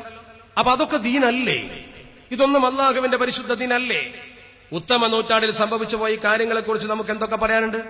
അൽ-ബഖറ സൂറത്തിൽ മഹത്തുക്കളായ ആളുകളെ വിളിച്ചുകൊണ്ട് അള്ളാഹു റബ്ബുൽ ഇസ്സത്തിനോട് സഹായം ചോദിച്ച അനുഭവം ഉണ്ടല്ലോ. സൂറത്തുൽ ബഖറിലെ ഗത്വാൻ ഗോത്രക്കാർ കൈബറിൽ പൊരുതി തോറ്റു, ഇടതേടി ജയിച്ചു. ബനി ഇസ്രായേലിന്റെ ചരിത്രം പറഞ്ഞെടുത്ത് വകാനൂ മിൻ ഖബ്ലി യസ്തഫ്തിഹൂന അലല്ലദീന കഫറൂ വകാനൂ മിൻ ഖബ്ലി യസ്തഫ്തിഹൂന അല്ലദീന കഫറൂ. അവർ നിഷേധികൾക്കെതിരെ മുൻകഴിഞ്ഞു പോയ ആളുകളെ കൊണ്ട് ഇടതേടുമായിരുന്നു. എന്താ ഇടതേടൽ? ഇതിന്റെ തഫ്സീറിൽ ഇമാം ഖുർത്തുബി തങ്ങൾ എഴുതി, വകാനൂ യഖൂലൂന, അവർ യുദ്ധസമയത്ത് പറയുമായിരുന്നു, അല്ലാഹുമ്മ അൻസുർനാ ബിൻ നബിയിൽ ഉമ്മിയിൽ മബ്ഊസ് ഫീ ആഖിറിസ് സമാൻ, അള്ളാഹുവേ അവസാന കാലത്ത് വരാനിരിക്കുന്ന നബിയെ കൊണ്ട് ഞങ്ങളെ സഹായിക്കണേ അല്ലാഹ് എന്ന് യുദ്ധസമയത്ത് അവർ പറയുന്നു. അവർ ജയിക്കുന്നു. അതെന്തിനാ? വരാൻ പോണ നബി തങ്ങളെ കുറിച്ച് ഇവിടെ സഹായം ചോദിക്കുന്നത്? നമുക്ക് നേരെ പടച്ച റബ്ബിനോട് ചോദിച്ചാ പോരെ? അതല്ല പ്രധാനം. മഹത്തുക്കൾ ചെയ്ത പ്രവർത്തനം അതാ. ഇമാം ഷാഫിഈ റഹ്മത്തുള്ളാഹി അലൈഹി തങ്ങളെ കുറിച്ച് നമ്മൾ പഠിച്ചില്ലേ? മാലിക് ഇമാമിന്റെ ശിഷ്യൻ ഇമാം ഷാഫി, മാലിക് ഇമാമിന്റെ ശിഷ്യൻ നാഫി ഇമാമിന്റെ ശിഷ്യൻ. അങ്ങനെ ആ രീതി നമ്മൾ വരുമ്പോ ചിന്തിക്കണം. അള്ളാഹുവിന്റെ പരിശുദ്ധ ഹബീബ് അഷ്റഫുൽ ഖൽഖ് മുഹമ്മദ് മുസ്തഫ സ്വല്ലല്ലാഹു അലൈഹി വസല്ലമ തങ്ങളിൽ നിന്ന് പഠിച്ചു പകർത്തിയ കാര്യം മാത്രം സമൂഹത്തോട് പറഞ്ഞ ഇമാം ഷാഫി തങ്ങൾ നഫീസത്തുൽ മിസ്രിയ ബീവിയോട് ദുആ ചെയ്യാൻ പറഞ്ഞില്ലേ? നഫീസത്തുൽ മിസ്രിയ ബീവി ആരാ? ഹിജ്റ 145 മദീനയിൽ പറഞ്ഞ പെണ്ണാണ്. ആ പെണ്ണ് പഠിച്ച് ദീൻ നേടി ഉയർന്നു വന്ന് അവരുടെ പിതാവ് ഹസനുൽ അൻവർ എന്ന് പറയുന്ന മഹാൻ മദീനയിലെ ഗവർണറായിരുന്നു. മദീന ഗവർണർ ഹസനുൽ അൻവറിന്റെ മകള്, അദ്ദേഹം തന്റെ മകളെ കെട്ടിച്ചു കൊടുത്തത് ഇമാം ജഅഫർ സ്വാദിഖിന്റെ മകൻ ഇസ്ഹാഖുൽ മുഅ്തമനാണ്. ഇസ്ഹാഖുൽ മുഅ്തമനുമൊത്ത് ജീവിച്ച് പിന്നീട് ഈജിപ്തിലേക്ക് പോയി, ബൈത്തുൽ മുഖദ്ദസിലേക്ക് പോയി, പിന്നെ ഈജിപ്തിൽ തന്നെ വന്നു, ആരാധനയിൽ മുഴുകി. ജനങ്ങൾക്കൊക്കെ വലിയ ഉപകാരമായി പല കാര്യങ്ങളും ചെയ്തു കൊടുത്തു. ചികിത്സയൊക്കെ ദിക്ർ പറഞ്ഞു കൊടുക്കും, ചികിത്സ നടത്തും. അങ്ങനെ മഹദി മരിച്ചു. അവിടെ ഹിജ്റ 208 റമദാനിൽ സൂറത്തുൽ അൻആം ഓതിക്കൊണ്ടിരിക്കെ മഹദി മരണപ്പെട്ടു എന്ന് ചരിത്രത്തിൽ പറയുന്നു. ഇപ്പോഴും നമ്മൾ പോയാൽ നഫീസവിയുടെ മക്ബറ ഈജിപ്തിൽ കാണാൻ കഴിയും. മരണപ്പെട്ടപ്പോൾ ഭർത്താവ് ഇസ്ഹാഖുൽ മുഅ്തമൻ മയ്യത്തൊക്കെ അടക്കി ഒരു പെട്ടിയിലാക്കിയിട്ട് മദീനത്തേക്ക് കൊണ്ടുവരാൻ തീരുമാനിച്ചു. മദീനയിലേക്ക് കൊണ്ടുവരാൻ തീരുമാനിച്ചപ്പോൾ അവിടെയുള്ള ഗവർണറും ഭരണാധികാരികളും ബന്ധപ്പെട്ടവരുമൊക്കെ ജനങ്ങളുടെ അഭ്യർത്ഥന പ്രകാരം ഇദ്ദേഹത്തിന്റെ അടുത്ത് ചെന്നിട്ട് പറഞ്ഞു, നിങ്ങൾ ഈ മയ്യത്ത് മദീനയിലേക്ക് കൊണ്ടുപോകരുത്, ഇവിടെ അടക്കം ചെയ്യാൻ എല്ലാ സൗകര്യവും ചെയ്തു തരാം. ജീവിച്ചിരിക്കുന്ന കാലത്ത് ഈ മഹദിയെ കൊണ്ട് ഇവിടെയുള്ള ജനങ്ങൾക്ക് നിരവധി പ്രയോജനം ലഭ്യമായിട്ടുണ്ട്. ആ പ്രയോജനങ്ങൾ ഇനി മരണാനന്തരവും ലഭ്യമാകാൻ ഈ മക്കബറ ഇവിടെ തന്നെ വേണം. പക്ഷെ അദ്ദേഹം കേട്ടില്ല. ഞങ്ങളുടെ കുടുംബങ്ങൾ അവിടെയാണ്, ഞങ്ങളുടെ ബന്ധുക്കൾ അവിടെയാണ്, ഞാൻ എന്തായാലും കൊണ്ടുപോകും. ആളുകൾ കരഞ്ഞു. ആ ഈജിപ്തിന്റെ മണ്ണ് അന്നുറങ്ങിയില്ല. നാളെ നേരം വെളുത്താൽ നഫീസത്തുൽ മിസ്രിയുടെ മയ്യത്ത് ഇവിടുന്ന് പോകും. ഈജിപ്ത് തേങ്ങിക്കരഞ്ഞു, ഈജിപ്തിലെ ജനങ്ങൾ കരഞ്ഞു, പണ്ഡിതന്മാര് കരഞ്ഞു.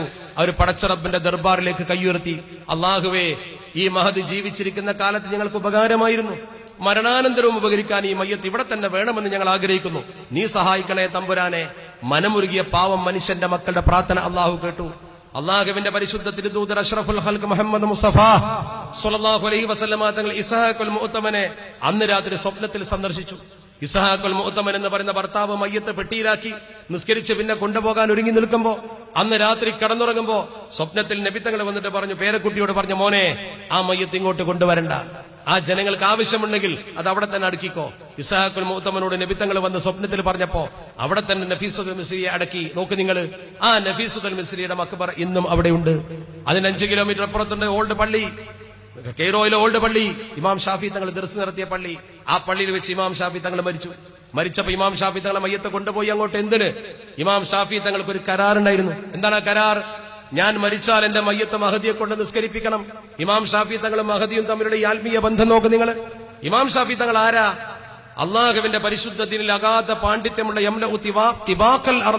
എന്ന് നബി തങ്ങൾ പറഞ്ഞ മഹാൻ. ആ മഹാൻ എന്തിനൊരു പെണ്ണിനെ കൊണ്ട് ദുആ ചെയ്യിപ്പിക്കുന്നത്? അതാണ് ബർക്കത്ത്, അതാണ് അള്ളാഹുവിനെ അറിയുന്ന മഹത്തുക്കളുടെ സ്വഭാവം. നമ്മുടെ ഒരു മക്ബറിലേക്ക് പോകാൻ പോലും ഒരു മടി കാണിക്കുന്ന അഹങ്കാരികളാ. ഇമാം ഷാഫി തങ്ങൾ പുരുഷനാണ്, യോഗ്യനാണ്, വലിയ പണ്ഡിതനാണ്. എന്നിട്ടും മഹദിയെ സ്വീകരിച്ചത് എന്തുകൊണ്ടാ? മഹദി എന്റെ മയ്യത്ത് നിസ്കരിക്കണം. ഇമാം ഷാഫി തങ്ങൾക്ക് ഒരു പനി വന്നാൽ പറഞ്ഞേക്കും അങ്ങോട്ടാളെ, കുട്ടികളെ പറഞ്ഞേക്കും, കുട്ടികളെ പോകും ദ്വാരക്കും. നമ്മളൊക്കെ മാലയിൽ പറയുന്ന സംഭവം വളരെ സത്യമാണ്, അല്ലാതെ അതൊക്കെ കെട്ടുകഥകളല്ല. ഇമാം ഷാഫി തങ്ങൾക്ക് രോഗം വന്നാൽ നേരെ പറഞ്ഞേച്ചിട്ട് ബീവി ദുആ ചെയ്യും. ബീവി ദുആ ചെയ്യുമ്പോൾ രോഗം മാറും. അവസാനത്തെ രോഗം വന്ന സമയത്ത് പറഞ്ഞേച്ചപ്പോഴോ അന്ന് ബീഗൂണത്തിനായി തെട്ടമിൻ പകരത്തെ അഹദവൻ ലീക്കാൻ അവർക്ക് നൽകിയിടട്ടെണ്ടുത്തേ.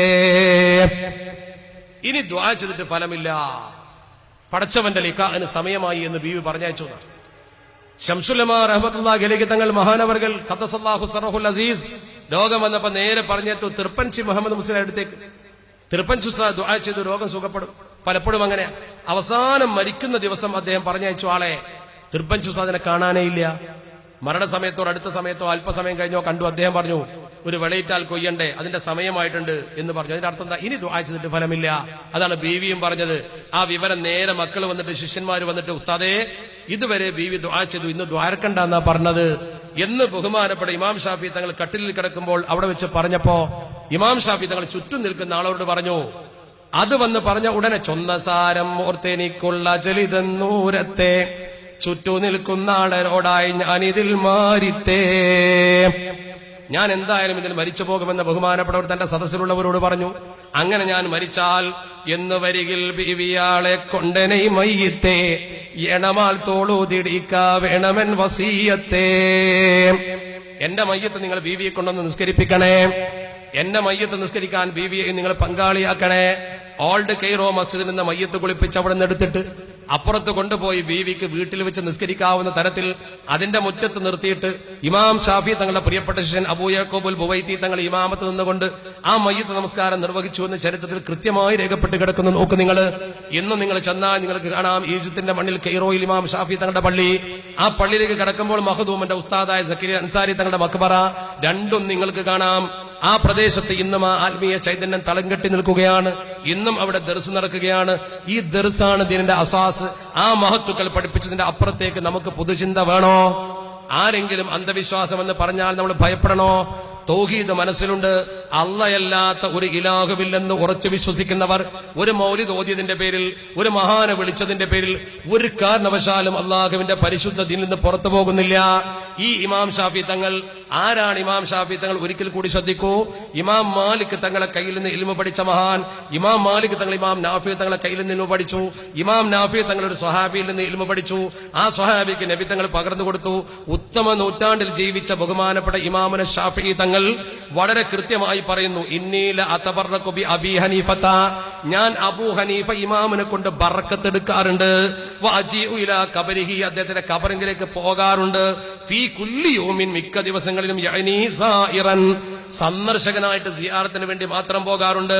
ഫൈദാ അറദത് ലി ഹാജ, എനിക്ക് എന്തെങ്കിലും ഒരു ആവശ്യം നേരിട്ടാൽ സ്വല്ലൈതു റകഅതൈനി, ഞാൻ 2 റക്അത്ത് നിസ്കരിക്കുമ്പോൾ ജിഅതു ഇലാ ഖബരിഹി, ബഹുമാനപ്പെട്ട ഇമാം അബൂ ഹനീഫ തങ്ങളുടെ ഖബറിലേക്ക് ഞാൻ പോകും. വസഅൽതുല്ലാഹൽ ഹാജത, അല്ലാഹുവിനോട് ഞാൻ എന്റെ ഹാജത്ത് ചോദിക്കും. ഇൻദഹു, അവിടെ വെച്ചുകൊണ്ട്. എന്തിനാ അവിടെ പോയി ചോദിക്കേണ്ട ആവശ്യം? ഇമാം ഷാഫി തങ്ങൾക്ക് അറിയില്ല? ഇമാം ഷാഫി തങ്ങൾക്ക് ബോധമില്ല? എന്തിനാണ് ഖബറിന്റെ അടുത്ത് ചെന്ന് ചോദിക്കുന്നത്? ഖബർ പൂജയാകുമോ? എന്തിനാ മമ്പുറത്തേക്ക് പോകുന്നത്? എന്തിനാ ഏർവാടിയിലേക്ക് പോകുന്നത്? അവിടെ നടക്കുന്ന ഒരു അനിസ്ലാമിക പ്രവർത്തനം ഉണ്ടെങ്കിൽ അത് നമ്മൾ ഏറ്റെടുക്കുന്നില്ല. അവിടെ പൂവിട്ട് പൂജിക്കുന്നുണ്ടെങ്കിൽ നമ്മളത് ഏറ്റെടുക്കുന്നില്ല. അവിടെ കുമ്പിട്ട് സുജൂദ് ചെയ്യുന്നുവെങ്കിൽ നമ്മളത് ഏറ്റെടുക്കുന്നില്ല. പക്ഷേ ഇമാം ഷാഫി തങ്ങളടക്കമുള്ള മഹത്തുക്കൾ എന്തിനാ മക്ബറക്ക് സമീപത്തേക്ക് പോയത്? ഇതേ ഇമാം അബൂ ഹനീഫ തങ്ങൾ എന്തിനാ നേരെ അള്ളാഹുവിന്റെ പരിശുദ്ധ ഹബീബ് അഷ്റഫുൽ ഖൽഖ് മുത്ത് മുഹമ്മദ് മുസ്തഫ സ്വല്ലല്ലാഹു അലൈഹി വസല്ലമ തങ്ങളുടെ റൗദന്റെ മുമ്പിൽ ചെന്നിട്ട് നബി തങ്ങളോട് കൃത്യമായി പരാതിപ്പെട്ടില്ലേ? യാ സയ്യിദസ് സാദാതി ജിഅതുക ഖാസിദ അർജു റിളാക വഖ്തമീ ബിഹിമാക.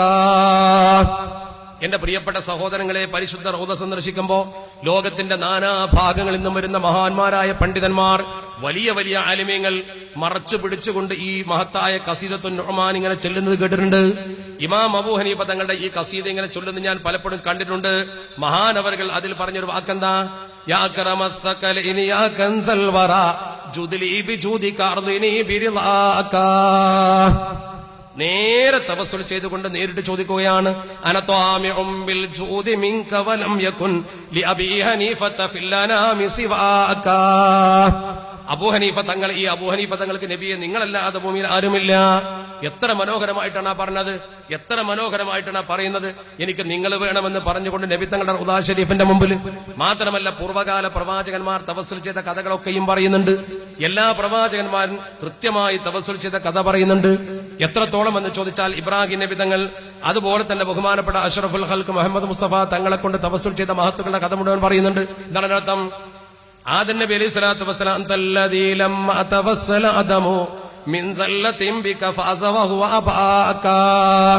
നിങ്ങളുടെ പിതാവായിരുന്ന ആദം നബി പോലും നബിയെ നിങ്ങളെ കൊണ്ട് തവസ്സുൽ ചെയ്തില്ലയോ? വബികൽ ഖലീലു ദഅ ഫഅദതൻ അറുഹു. ഖലീലായ ഇബ്രാഹിം നബി തങ്ങളെ തീയിലിട്ടപ്പോൾ നിങ്ങളെ വിളിച്ചുകൊണ്ട് പറഞ്ഞപ്പോൾ വബികൽ ഖലീലു ദഅ ഫഅദതൻ അറുഹു ബർദം വഖദ ഖമദത് ബിനൂരി സനാക വഖദാക അയ്യൂബു ലിദുർരിൻ മസ്സഹു ഫൗസില അൻഹു റുഹീന ദഅക. അയ്യൂബ് നബിക്ക് രോഗം മാറിയത് ഇബ്രാഹിം നബിയെ കണച്ചിട്ട് ഇബ്രാഹിം നബിയെ തീയിലിട്ടപ്പോ നമ്രൂദിന്റെ തീക്കുണ്ടം അദ്ദേഹത്തിന് എയർ കണ്ടീഷൻ ആയത് അങ്ങേ വിളിച്ചു തേടിയപ്പോഴാണെന്ന് അഷ്റഫുൽ ഖൽഖിന്റെ മുമ്പിൽ വന്നിട്ട് ലോക പ്രശസ്ത പണ്ഡിതൻ ഇമാം അബൂ ഹനീഫ തങ്ങൾ പറഞ്ഞെങ്കിൽ, അബൂ ഹനീഫ തങ്ങൾ എത്രയോ താഴെ നിൽക്കുന്ന നമുക്ക് എന്താ ഒരു മക്ബറയിലേക്ക് കിടക്കുമ്പോ പേടിയെന്താ? എന്തിനാ നമ്മൾ പേടിക്കുന്നത്? നിയ്യത്ത് നന്നാക്കിയ മഹാന് പടച്ചറപ്പ് കൊടുത്ത കഴിവ് കൊണ്ട് ചോദിച്ചാൽ എന്താ കുഴപ്പം? ചില സ്ഥലത്തിനും സന്ദർഭത്തിനും പ്രത്യേകതയില്ലേ? അറഫയിലെ ദുആയുടെ പ്രത്യേകത സ്ഥലത്തിന്റെ പുണ്യം മാത്രമല്ലല്ലോ, ആളുകൾ അവിടെ മുഴുവൻ ഒരുമിച്ച് കൂടുമ്പോഴുള്ള പുണ്യമല്ലേ? ഒരു ദിവസം, ഒരു സമയം, ഒരു സ്ഥലം, അതിന്റെ പുണ്യമല്ലേ അവിടെ ഉള്ളത്? അല്ലെങ്കിൽ അറഫയ്ക്ക് ഈ സന്ദർഭത്തിൽ പോയാൽ പുണ്യം കിട്ടണ്ടേ? നിങ്ങൾ ഇപ്പൊ സൗദിയിൽ പോയി അറഫയിൽ പോയി പ്രാർത്ഥിക്ക്, പുണ്യമുണ്ടോ? നേരെ മറിച്ച് മിനയിൽ പോയി പ്രാർത്ഥിക്കൂ, പുണ്യം മിനക്കാ കൂടുതൽ. എന്താ കാരണം?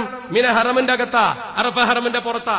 അറഫ ഹറമിന്റെ പുറത്താ. പക്ഷേ ദുൽഹജ്ജ് 9 അൽ ഹജ്ജു അറഫ. എന്താ കാര്യം? അതിന്റെ കാര്യം, അറഫ എന്ന് പറയുന്ന പുണ്യഭൂമിയിൽ ലോകത്തെ മുഴുവൻ സജ്ജനങ്ങളും വന്നു ചേരുമ്പോൾ ആ സമയത്ത്, ആ സ്ഥലത്ത് മുൻകൂട്ടി എല്ലാവരും കൊല്ലത്തിലൊരിക്കൽ വരാൻ നേർച്ചയാക്കിയതുപോലെ, നിയ്യത്ത് ചെയ്തതുപോലെ ഓടിക്കൂടുമ്പോ ആ ജനത്തിന്റെ ബറക്കത്തൊന്ന് വേറെയാണ്. ആ ബറക്കത്താണ് അവിടുത്തെ ദുആ തട്ടില്ല. അതാണ് ലഅബന്ന മുസ്ഇഹും ബിമുഹ്സിനിഹിം എന്ന് പറഞ്ഞ, മോശപ്പെട്ടവന് നല്ലവന്റെ കൂടെ കൂടുമ്പോൾ ഗുണം കിട്ടുമെന്ന് പറയുന്ന സംഭവം നിഷേധിക്കാൻ പറ്റുമോ നിങ്ങൾക്ക്? അപ്പോൾ ഖബർ സന്ദർശനം കൊണ്ട് നമ്മൾ ഉദ്ദേശിക്കുന്ന ഒരു മഹാന്റെ സാന്നിധ്യത്തിലേക്ക് ചെല്ലുക. അതുകൊണ്ടല്ലേ ഇബ്നു ഹജർ തങ്ങൾ തുഹഫയിൽ പറഞ്ഞത്, ഫസുവാറുഹും യഊദു അലൈഹിം മദദുൻ ഉഖറബിയ്യുൻ. സന്ദർശിക്കുന്ന ആളുകൾക്ക് ഉഖറവിയായ ഒരു സഹായം കിട്ടും. ലാ യുൻകിറൂഹു ഇല്ലൽ മഹ്റൂമൂൻ. നിഷേധികൾക്ക് മാത്രമേ അത് നിഷേധിക്കാൻ പറ്റൂ. ഭാഗ്യദോഷികൾ മാത്രമേ നിഷേധിക്കൂ. ഖബറുകൾ പോയി എന്നതുകൊണ്ട് ദീനിന്ന് പുറത്തു പോകുന്ന പേടിക്കണ്ട. നിങ്ങൾ അവിടെ അനിസ്ലാമിക പ്രവർത്തനം ചെയ്യാതിരുന്നാൽ മതി. മഖ്ദൂമ തങ്ങൾ സിയാറത്ത് ചെയ്തിട്ടുണ്ട്. തന്റെ പ്രപിതാമഹന്റെ ഖബർ മഖ്ദൂമ തങ്ങൾ സ്ഥിരമായി സിയാറത്ത് ചെയ്തപ്പോഴാണ് പൊന്നാനിക്കര പള്ളിക്ക് സിയാറത്ത് പള്ളി എന്ന് പേര് കൊടുത്തത്. പള്ളിന്റെ പേര് തന്നെ സിയാറത്ത് പള്ളിയായി. എന്താ? മഖ്ദൂമിന് സിയാറത്ത് ചെയ്യാമെങ്കിൽ പിന്നെ നമുക്ക് സിയാറത്ത് ചെയ്തൂടെ? ഖാദിമീങ്ങൾ മഖ്ദൂമിനേക്കാൾ മേലായപ്പോ എന്താണ് ഇതിന്റെ അവസ്ഥ? നിങ്ങളൊന്ന് ചിന്തിച്ചു നോക്ക്. മഖ്ദൂമ് തങ്ങൾ സിയാറത്ത് ചെയ്തപ്പോൾ കൗമ് ആ പള്ളിക്ക് തന്നെ പേര് കൊടുത്തു. അങ്ങനെ അവിടെയാണ് നമ്മൾ ചിന്തിക്കേണ്ടത്. ഒരു മുബാറക്കായ മനുഷ്യൻ ജീവിതകാലത്തും മരണാനന്തരവും അള്ളാഹുവിന്റെ ദീൻ പഠിപ്പിച്ചതല്ലേ? ജാബിർ റളിയല്ലാഹു തആല പറഞ്ഞില്ലേ, ഇന്നല്ലാഹ ലിയുസ്ലിഹു ബിസ്വലാഹിർ റജുലി. ഒരു മനുഷ്യന്റെ നന്മ കൊണ്ട് പടച്ചറപ്പ് നന്നാക്കും. എന്താണ് ആ ഹദീസ്? ഇന്നല്ലാഹ ലയുസ്ലിഹു ബിസ്വലാഹിർ റജുലിൽ മുസ്ലിമി. ഒരു മുസ്ലിമായ മനുഷ്യന്റെ നന്മ കൊണ്ട് പടച്ചറപ്പ് നന്നാക്കും. വലദഹു വലദ വലദിഹി വഅഹ്ല ദുവൈറതിഹി വദുവൈറാത്തിൻ ഹൗലഹു. മക്കളെ അയൽവാസികളെ ബന്ധപ്പെടുന്നവരെ ഒരു നല്ല മനുഷ്യനുണ്ടായ എല്ലാവർക്കും അതിന്റെ നന്മ ഉണ്ടാവും. വലാ യസാലൂന ഫീ ഹിഫ്ദില്ലാഹി അസ്സ വജല്ല മാദാമ ഫീഹിം. ആ മനുഷ്യൻ ഉള്ള കാലത്തോളം എല്ലാവരും അല്ലാഹുവിന്റെ കാവലായിരിക്കും. പക്ഷേ ശൈഖുനാ ശംസുലമ ജീവിച്ചിരിക്കുന്ന കാലത്ത് ഒരു ത്വരീഖത്തുകാരനും മേക്കിട്ട് കയറാൻ വന്നില്ലല്ലോ. ഒരാളും വന്നില്ല. ഒരു ഖാദിയാനിയും വിജയിച്ചില്ല, ഒരു മിശ്രനെയും വിജയിച്ചില്ല. എല്ലാവരെയും ശരിക്കും ഇങ്ങനെ മില്ലത്തിൽ ഇറക്കി.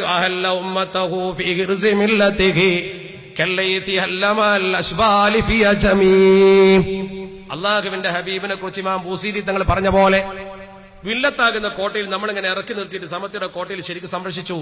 അള്ളാഹുവിന്റെ തിരുദൂതർ അഷ്റഫുൽ ഖൽഖ് മുഹമ്മദ് മുസ്തഫ സ്വല്ലല്ലാഹു അലൈഹി വസല്ലമ തങ്ങൾ ദീൻ സംരക്ഷിച്ച പോലെ അതൊരു സംരക്ഷണമാണ്. അങ്ങനത്തെ ആളുകൾ ഉണ്ടാകും. മഴ ഇങ്ങനെ കിട്ടാതെ വരുമ്പോ അത്തരം ആൾക്കാരോട് ചെന്ന് പറഞ്ഞാൽ കിട്ടും. ഉമർ ഇബ്നുൽ ഖത്താബ് റളിയല്ലാഹു തആല ആരാ?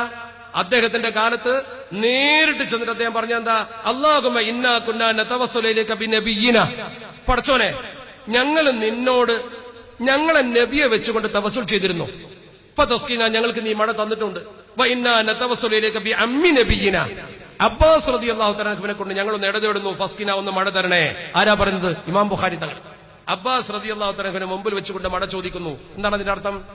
അപ്പൊ അള്ളാഹുവിന്റെ പരിശുദ്ധ ഹബീബിനെ വെച്ച് ചോദിച്ചാലും അബ്ബാസ് റളിയല്ലാഹു തആല അൻഹുവിനെ വെച്ച് ചോദിച്ചാലും മഹാന്മാരെ മുന്നിൽ വെക്കുമ്പോൾ നമുക്ക് ഗുണമുണ്ട്. അതാണ് മക്ബറക്ക് മുമ്പിൽ ചെന്നുകൊണ്ട് ദുആ ചെയ്യുന്നത്. അത് മരിച്ചു കിടക്കുന്നവരോട് ചോദിക്കുകയല്ല, ആ മഹാനല്ല കൊടുത്ത കഴിവിൽ നിന്ന് ചോദിക്കുകയാണ്. അതല്ലേ നമ്മൾ ചിന്തിക്കേണ്ടത്. മരണപ്പെട്ട ആളുകൾ കേൾക്കില്ല എന്ന വാദം തെറ്റല്ലേ? ബദറിൽ ശത്രുക്കൾ ഒന്നാകെ കൊല്ലപ്പെട്ട് കൂട്ടിയിട്ട സന്ദർഭത്തിൽ അള്ളാഹുവിന്റെ പരിശുദ്ധ തിരുദൂതർ ചെന്നുകൊണ്ട് മയ്യത്തുകളുടെ സമീപം ഇരുന്നുകൊണ്ടൊരു ചോദ്യം, ഇന്നാ വജദനാ മാ വഅദനാ റബ്ബുനാ ഹഖാ,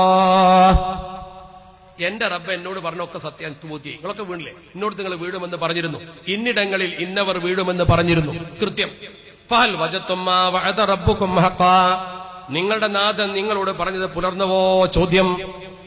അപ്പൊ സ്വഹാബത്തിൽപ്പെട്ട ആളുകൾ, പ്രത്യേകിച്ച് ഉമർ ഫാറൂഖ് തങ്ങൾ അടക്കമുള്ള മഹത്തുക്കൾ ചോദിച്ചു, നബിയെ അവർ കേൾക്കുമോ? മയ്യത്തായില്ലേ? നബി തങ്ങളുടെ മറുപടി, മാ അൻതും ബി അസ്മഅ ലിമാ അഖൂലു മിൻഹും, ഞാൻ അവരോട് പറയുന്നത് അവരെക്കാൾ നിങ്ങൾക്ക് കേൾക്കാൻ കഴിയില്ല എന്ന് പറഞ്ഞാൽ നിങ്ങളെക്കാൾ അവർ കേൾക്കും, അവർക്ക് കേൾക്കാം. അവർ കേട്ടു. അത്തരം ആളുകൾ അള്ളാഹുവിന്റെ പരിശുദ്ധ ഖുർആൻ തന്നെ പറഞ്ഞിട്ടുണ്ട്, മരണപ്പെട്ടു എന്ന് കരുതി എല്ലാവരും ഒരുപോലെ ആകില്ല. മരിച്ചവർ സാധാരണ കള്ളന്മാരായ ജാഹിലീങ്ങൾ മരിച്ചു കിടന്നപ്പോൾ അവർ കേൾക്കുന്ന നബി തങ്ങൾ പറയുന്നത്. ആ മരിച്ചവരെ കേൾപ്പിക്കാൻ പടച്ചറബിന് കഴിയും, അള്ളാഹുവിന് സാധിക്കും. പടച്ചറബ് വിചാരിച്ചാൽ നടക്കും. അത് നടന്നിട്ടുണ്ട് കൃത്യമായി. നിങ്ങൾ നോക്കൂ, വേറൊരു ആയത്തിൽ പറഞ്ഞില്ലേ, വലാ തഖൂലു ലിമൻ യുഖ്തലു ഫീ സബീലില്ലാഹി അംവാത്, അള്ളാഹുവിന്റെ മാർഗത്തിൽ സമരം ചെയ്ത് മരിച്ചുപോയ ആളുകൾ മരിച്ചുവെന്ന് പറയുന്നത് വൽ അഹ്യാഉൻ, അവർ ജീവിച്ചിരിക്കുന്നവരാണ്. വലാകിൻ ലാ തശ്കുറൂൻ, നിങ്ങൾക്കറിയില്ല. മുഹമ്മദ് തക്കി ഉസ്മാനി എഴുതിയൊരു പുസ്തകമുണ്ട്. അദ്ദേഹം ലോകം ചുറ്റി സഞ്ചരിച്ചിട്ട് ലോകത്തെ ചരിത്രം എഴുതിയ കൂട്ടത്തിൽ അദ്ദേഹം ബഗ്ദാദിൽ പോയ ചരിത്രം എഴുതിയിട്ടുണ്ട്.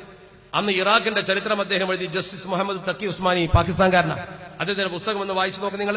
അദ്ദേഹം 1929 ഒരു സംഭവം പറയുന്നത്. 1929 എന്റെ ശബ്ദം കേൾക്കുന്ന ചെറുപ്പക്കാർക്ക് വേണ്ടിയാണ് ഞാൻ പറയുന്നത്. അത് അദ്ദേഹത്തോട് പറഞ്ഞു കൊടുത്തത് ബഗ്ദാദിലെ ഔക്കാഫിന്റെ പബ്ലിക് റിലേഷൻ ഡിപ്പാർട്ട്മെന്റ് ഡയറക്ടർ ഖൈറുള്ള എന്ന് പറയുന്ന ഉദ്യോഗസ്ഥൻ. അയാളെ പേര് പറഞ്ഞിട്ടാണ് അദ്ദേഹം പറയുന്നത്. ആ സംഭവം ടൈഗ്രീസിന്റെ തീരത്തൊരു കബറുണ്ടായിരുന്നു. ടൈഗ്രീസിന്റെ തീരത്തുണ്ടായിരുന്ന കബർ അബ്ദുല്ലാഹ് ഇബ്നു ജാബർ തങ്ങളുടെ കബറായിരുന്നു. അബ്ദുല്ലാഹ് ഇബ്നു ജാബർ എന്ന സ്വഹാബിയുടെ കബർ ആ കാലഘട്ടത്തിൽ ടൈഗ്രീസിന്റെ തീരത്തുള്ള ആ കബറിൽ അദ്ദേഹം കിടക്കുന്നു. ആ കബറിൽ അതുപോലെ തന്നെ ഹുദൈഫ റളിയല്ലാഹു തആലയുടെ കബറും കിടക്കുന്നു. ഈ രണ്ടുപേരുടെയും കബർ അവിടെയായിരുന്നു. അങ്ങനെ ആ രാജ്യത്തെ രാജാവിനൊരു സ്വപ്നം, ഈ കബറിലേക്ക് വെള്ളം കയറുന്നുണ്ട്.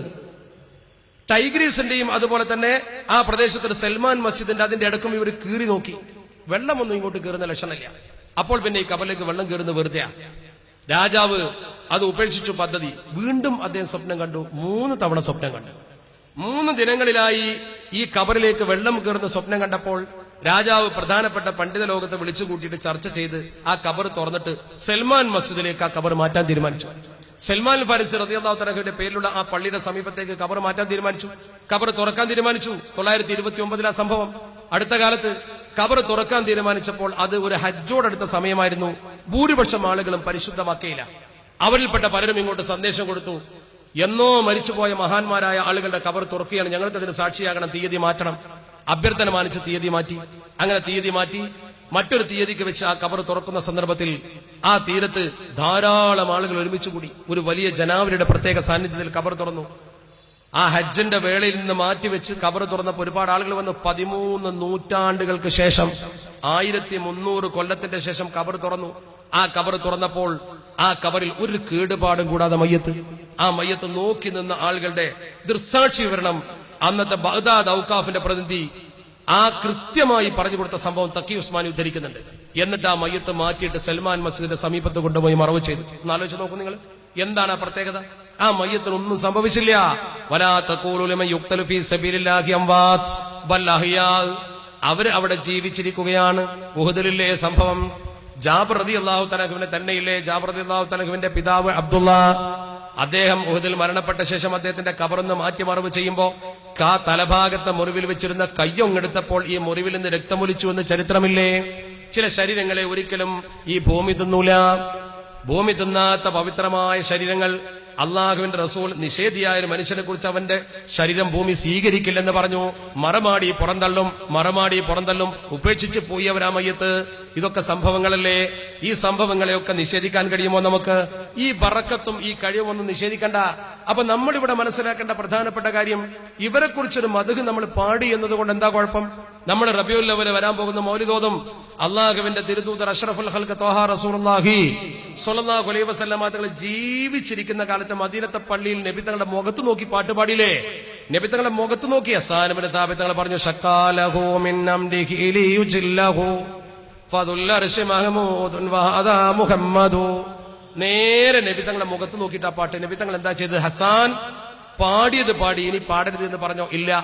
പാടാൻ വേണ്ടി ഒരു പീഠം വെച്ചു കൊടുത്തു, ഇരുത്തിയിട്ട് അഭിനന്ദിച്ചു. അല്ലാഹുമ്മ അയ്യിദുഹു ബിറൂഹിൽ ഖുദ്സി, പരിശുദ്ധാത്മാവിനെ കൊണ്ട് ശക്തിപ്പെടുത്തണേ എന്ന് പ്രാർത്ഥിച്ചിട്ട് പാടാൻ പറഞ്ഞു. അതിന്റെ അർത്ഥം എന്താ? നബി തങ്ങൾ പ്രോത്സാഹിപ്പിച്ചു. അയറാബി വന്നുകൊണ്ട് നബി തങ്ങളോട് നേരിട്ട് ശഫാഅത്ത് ചോദിച്ചില്ലേ? ഫകുല്ലി ശഫീഅൻ യൗമ ലഅദു ശഫാഅതി സിവാകാ ബിമോനിൻ അൻ സവാദി ബിൻ ഖാരിബി.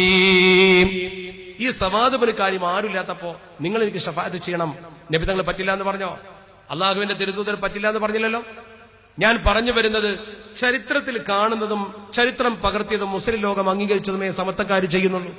അതാണ് സുന്നത്ത് ജമാഅത്ത്. നേരെ മറിച്ച് യാതൊരു തെളിവുമില്ലാതെ സ്വന്തം അഭിപ്രായത്തിനനുസരിച്ചുകൊണ്ട് ദീനിനെ വളച്ചൊടിക്കുന്നത് ശരിയാണോ? ലോക മുസ്ലിങ്ങൾ ഇന്നും 20 റക്അത്ത് തറാവീഹ് നിസ്കരിക്കുന്നു. മക്കത്തും മദീനത്തും അങ്ങനെ തന്നെ. ബൈത്തുൽ മുഖദ്ദസിൽ പോലും ഞാൻ ജുമുഅക്ക് കൂടിയപ്പോൾ 2 ബാങ്ക് കേട്ടു. നമ്മൾ എന്തിനെ ഇത് 8 ആക്കി? ബാങ്ക് എന്തിനെ കുറച്ചു? നമ്മൾ ആരിൽ നിന്ന് പഠിച്ചു ഈ ഏർപ്പാട്? നിങ്ങൾ ചിന്തിക്കണം. തൗഹീദിന്റെ വിഷയത്തിൽ നമ്മൾ എന്തിനെ ഭിന്നിക്കേണ്ടി വന്നത്? ഒരു അന്ധവിശ്വാസത്തെ നമ്മൾ പേറണ്ട, എന്നാൽ യഥാർത്ഥ വിശ്വാസത്തെ നമ്മൾ കുറക്കരുത്. ഇതല്ലേ നമുക്ക് ശരിക്കും വേണ്ടത്? വലിയ വലിയ സ്വഹാബത്ത് പോലും ഒരു മജ്‌ലിസ് നൂർ സംഘടിപ്പിക്കുമ്പോൾ നമ്മൾ എന്തിനാ അതിനെ കളിയാക്കുന്നത്? നമ്മൾ എന്തിനാ അതിനെ ചെറുതാക്കുന്നത്? നിങ്ങൾക്കറിയുമോ സഅദ് ഇബ്നു അബീ വഖാസ് തങ്ങൾ ആരാ? ഒന്ന് ദുആ ചെയ്താൽ അപ്പൊ ഉത്തരം കിട്ടുന്ന മഹാനല്ലേ അദ്ദേഹം. അങ്ങനത്തെ സഅദ് ഇബ്നു അബീ വഖാസ് തങ്ങൾ മരണത്തോട് മല്ലടിക്കുന്ന സമയത്ത് സംസാരിക്കാൻ പോലും അദ്ദേഹത്തിന് വയ്യാതായി. റൂഹ് തൊണ്ടക്കുയിലെത്തുന്ന സമയത്ത് ചരിത്രകാരൻ എഴുതുന്നു, ഫഖദ് അശാറ ഇലാ ഖിസാനതിഹി. അവിടെ ഒരു ഖജനാവ് ഉണ്ടായിരുന്ന പെട്ടി, വലിയ ഖജനാവ്, പണമൊന്നുമല്ല അതിലുള്ളത്. അദ്ദേഹം ആ ഖജനാവിലേക്ക് ചൂണ്ടിക്കാട്ടി, പറയാൻ വയ്യ, ചൂണ്ടിക്കാണിക്ക് മരിക്കാൻ പോവാ. ഫഫതഹൂഹാ.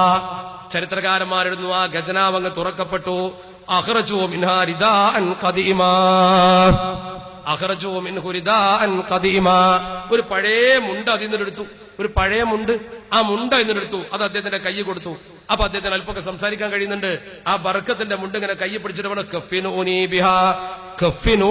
ബിഹാ, എന്നെ കഫൻ ചെയ്യുമ്പോ ഈ മുണ്ടും കൂടി കൂട്ടി കഫൻ ചെയ്യണേ. കാരണം ബദറിന്റെ മണ്ണിൽ ഞാൻ മറമാടുമ്പോ ഈ മുണ്ട് എന്റെ മേലുണ്ടായിരുന്നു. ഈ മുണ്ട് വെച്ചുകൊണ്ടാണ് ഞാൻ ബദരീങ്ങളുടെ കൂടെ പൊരുതിയത്. ഇങ്ങനെ ഒരു ദിവസം വരുമെന്ന് കരുതി ഞാൻ സൂക്ഷിച്ചു വെച്ചതാണ്. ഇതെന്റെ കഫൻ പുടവയാക്കണേ. സഅദ് ഇബ്നു അബീ വഖാസ് തങ്ങൾ കരഞ്ഞുകൊണ്ട് പറഞ്ഞ വാചകം താരീഖിലുണ്ട്. ആരായി മനുഷ്യൻ?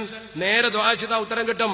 അദ്ദേഹം ഇങ്ങനെ ഒരിക്കൽ റോഡിലൂടെ സഞ്ചരിക്കുമ്പോ റോഡിന്റെ ഒരു മൂലയിൽ നിന്നുകൊണ്ട് ഒരുത്തൻ അള്ളാഹുവിന്റെ പരിശുദ്ധ ദീനുൽ ഇസ്ലാമിലെ പ്രമുഖരായ അശ്റത്തുൽ മുബശ്ശിരീങ്ങളെ കുറ്റം പറയുന്നു. അബൂബക്കർ, ഉമർ, ഉസ്മാൻ തങ്ങളടക്കമുള്ള ത്വൽഹത്ത് റളിയല്ലാഹു തആല അടക്കമുള്ള ആളുകളെ കുറ്റം പറയുന്നു.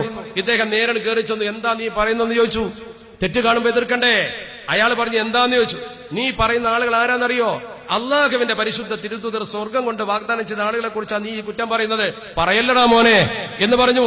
അത് പറഞ്ഞ ഉടനെ അദ്ദേഹം പറഞ്ഞ വാക്കെന്താ? ഇയാൾ പറഞ്ഞു, തതഹദ്ദുനി കഅന്നക നബിയ്യുൻ, നീ ഒരു പ്രവാചകനെ പോലെ നീ എന്നെ പേടിപ്പിക്കുക. അല്ല, നീ ആരാ? അപ്പൊ ഇദ്ദേഹം പറഞ്ഞു, ഞാൻ നിനക്കെതിരെ ദുആ ചെയ്യും, ഞാൻ അള്ളാഹുവിനോട് പറയുമെന്ന് പറഞ്ഞു. ഇവനൊരു കുലുക്കവുമില്ല. സഅദ് റളിയല്ലാഹു തആല നേരെ പുറത്തിറങ്ങി. അദ്ദേഹം ജാഗിലി എന്ന് പറഞ്ഞ പോലെ അവനോട് തിരിഞ്ഞിട്ട് നേരെ ചെന്നിട്ട് താരീഖിന്റെ കിതാബിൽ ഉദ്ധരിക്കുന്നു, കൃത്യമായി പറയുന്നു, വുളു എടുത്തു, വസല്ലാ റകഅത്തൈനി, 2 റക്അത്ത് നിസ്കരിച്ചു, സുമ്മ റഫഅ യദൈഹി, പിന്നെ 2 കൈ പൊക്കി. 2 കൈ പൊക്കിയിട്ട് ആ ജനങ്ങൾക്ക് ഇപ്പുറത്തുനിന്ന് ബഹുമാനപ്പെട്ട സഅദ് ഇബ്നു അബീ വഖാസ് തങ്ങൾ പറഞ്ഞു, അല്ലാഹുമ്മ ഇന്നഹു യസ്തിമു വലിയ്യം മിൻ ഔലിയായിക, അള്ളാഹുവേ നിന്റെ മഹത്തുക്കളാണ് ഇവൻ ചീത്ത വിളിക്കുന്നത്.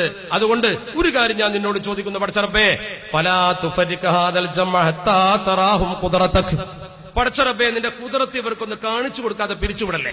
ഈ സദസ്സിലുള്ള ആളുകൾക്ക് നിന്റെ കുദറത്തൊന്ന് കാണിച്ചു കൊടുക്കണം. സഅദ് ഇബ്നു അബീ വഖാസ് തങ്ങൾ ദുആ ചെയ്തു. ആ ദുആ ചെയ്ത് കയ്യണ് എടുത്തിട്ടുള്ളൂ. എവിടെ നിന്നോ ഒരു വിരളി പിടിച്ച ഒട്ടകം ഓടി വന്നു. ഒട്ടകം സാധു ജീവിയാണെങ്കിൽ വിരളി പിടിച്ചാൽ വലിയ അപകടം ഉണ്ടാക്കും.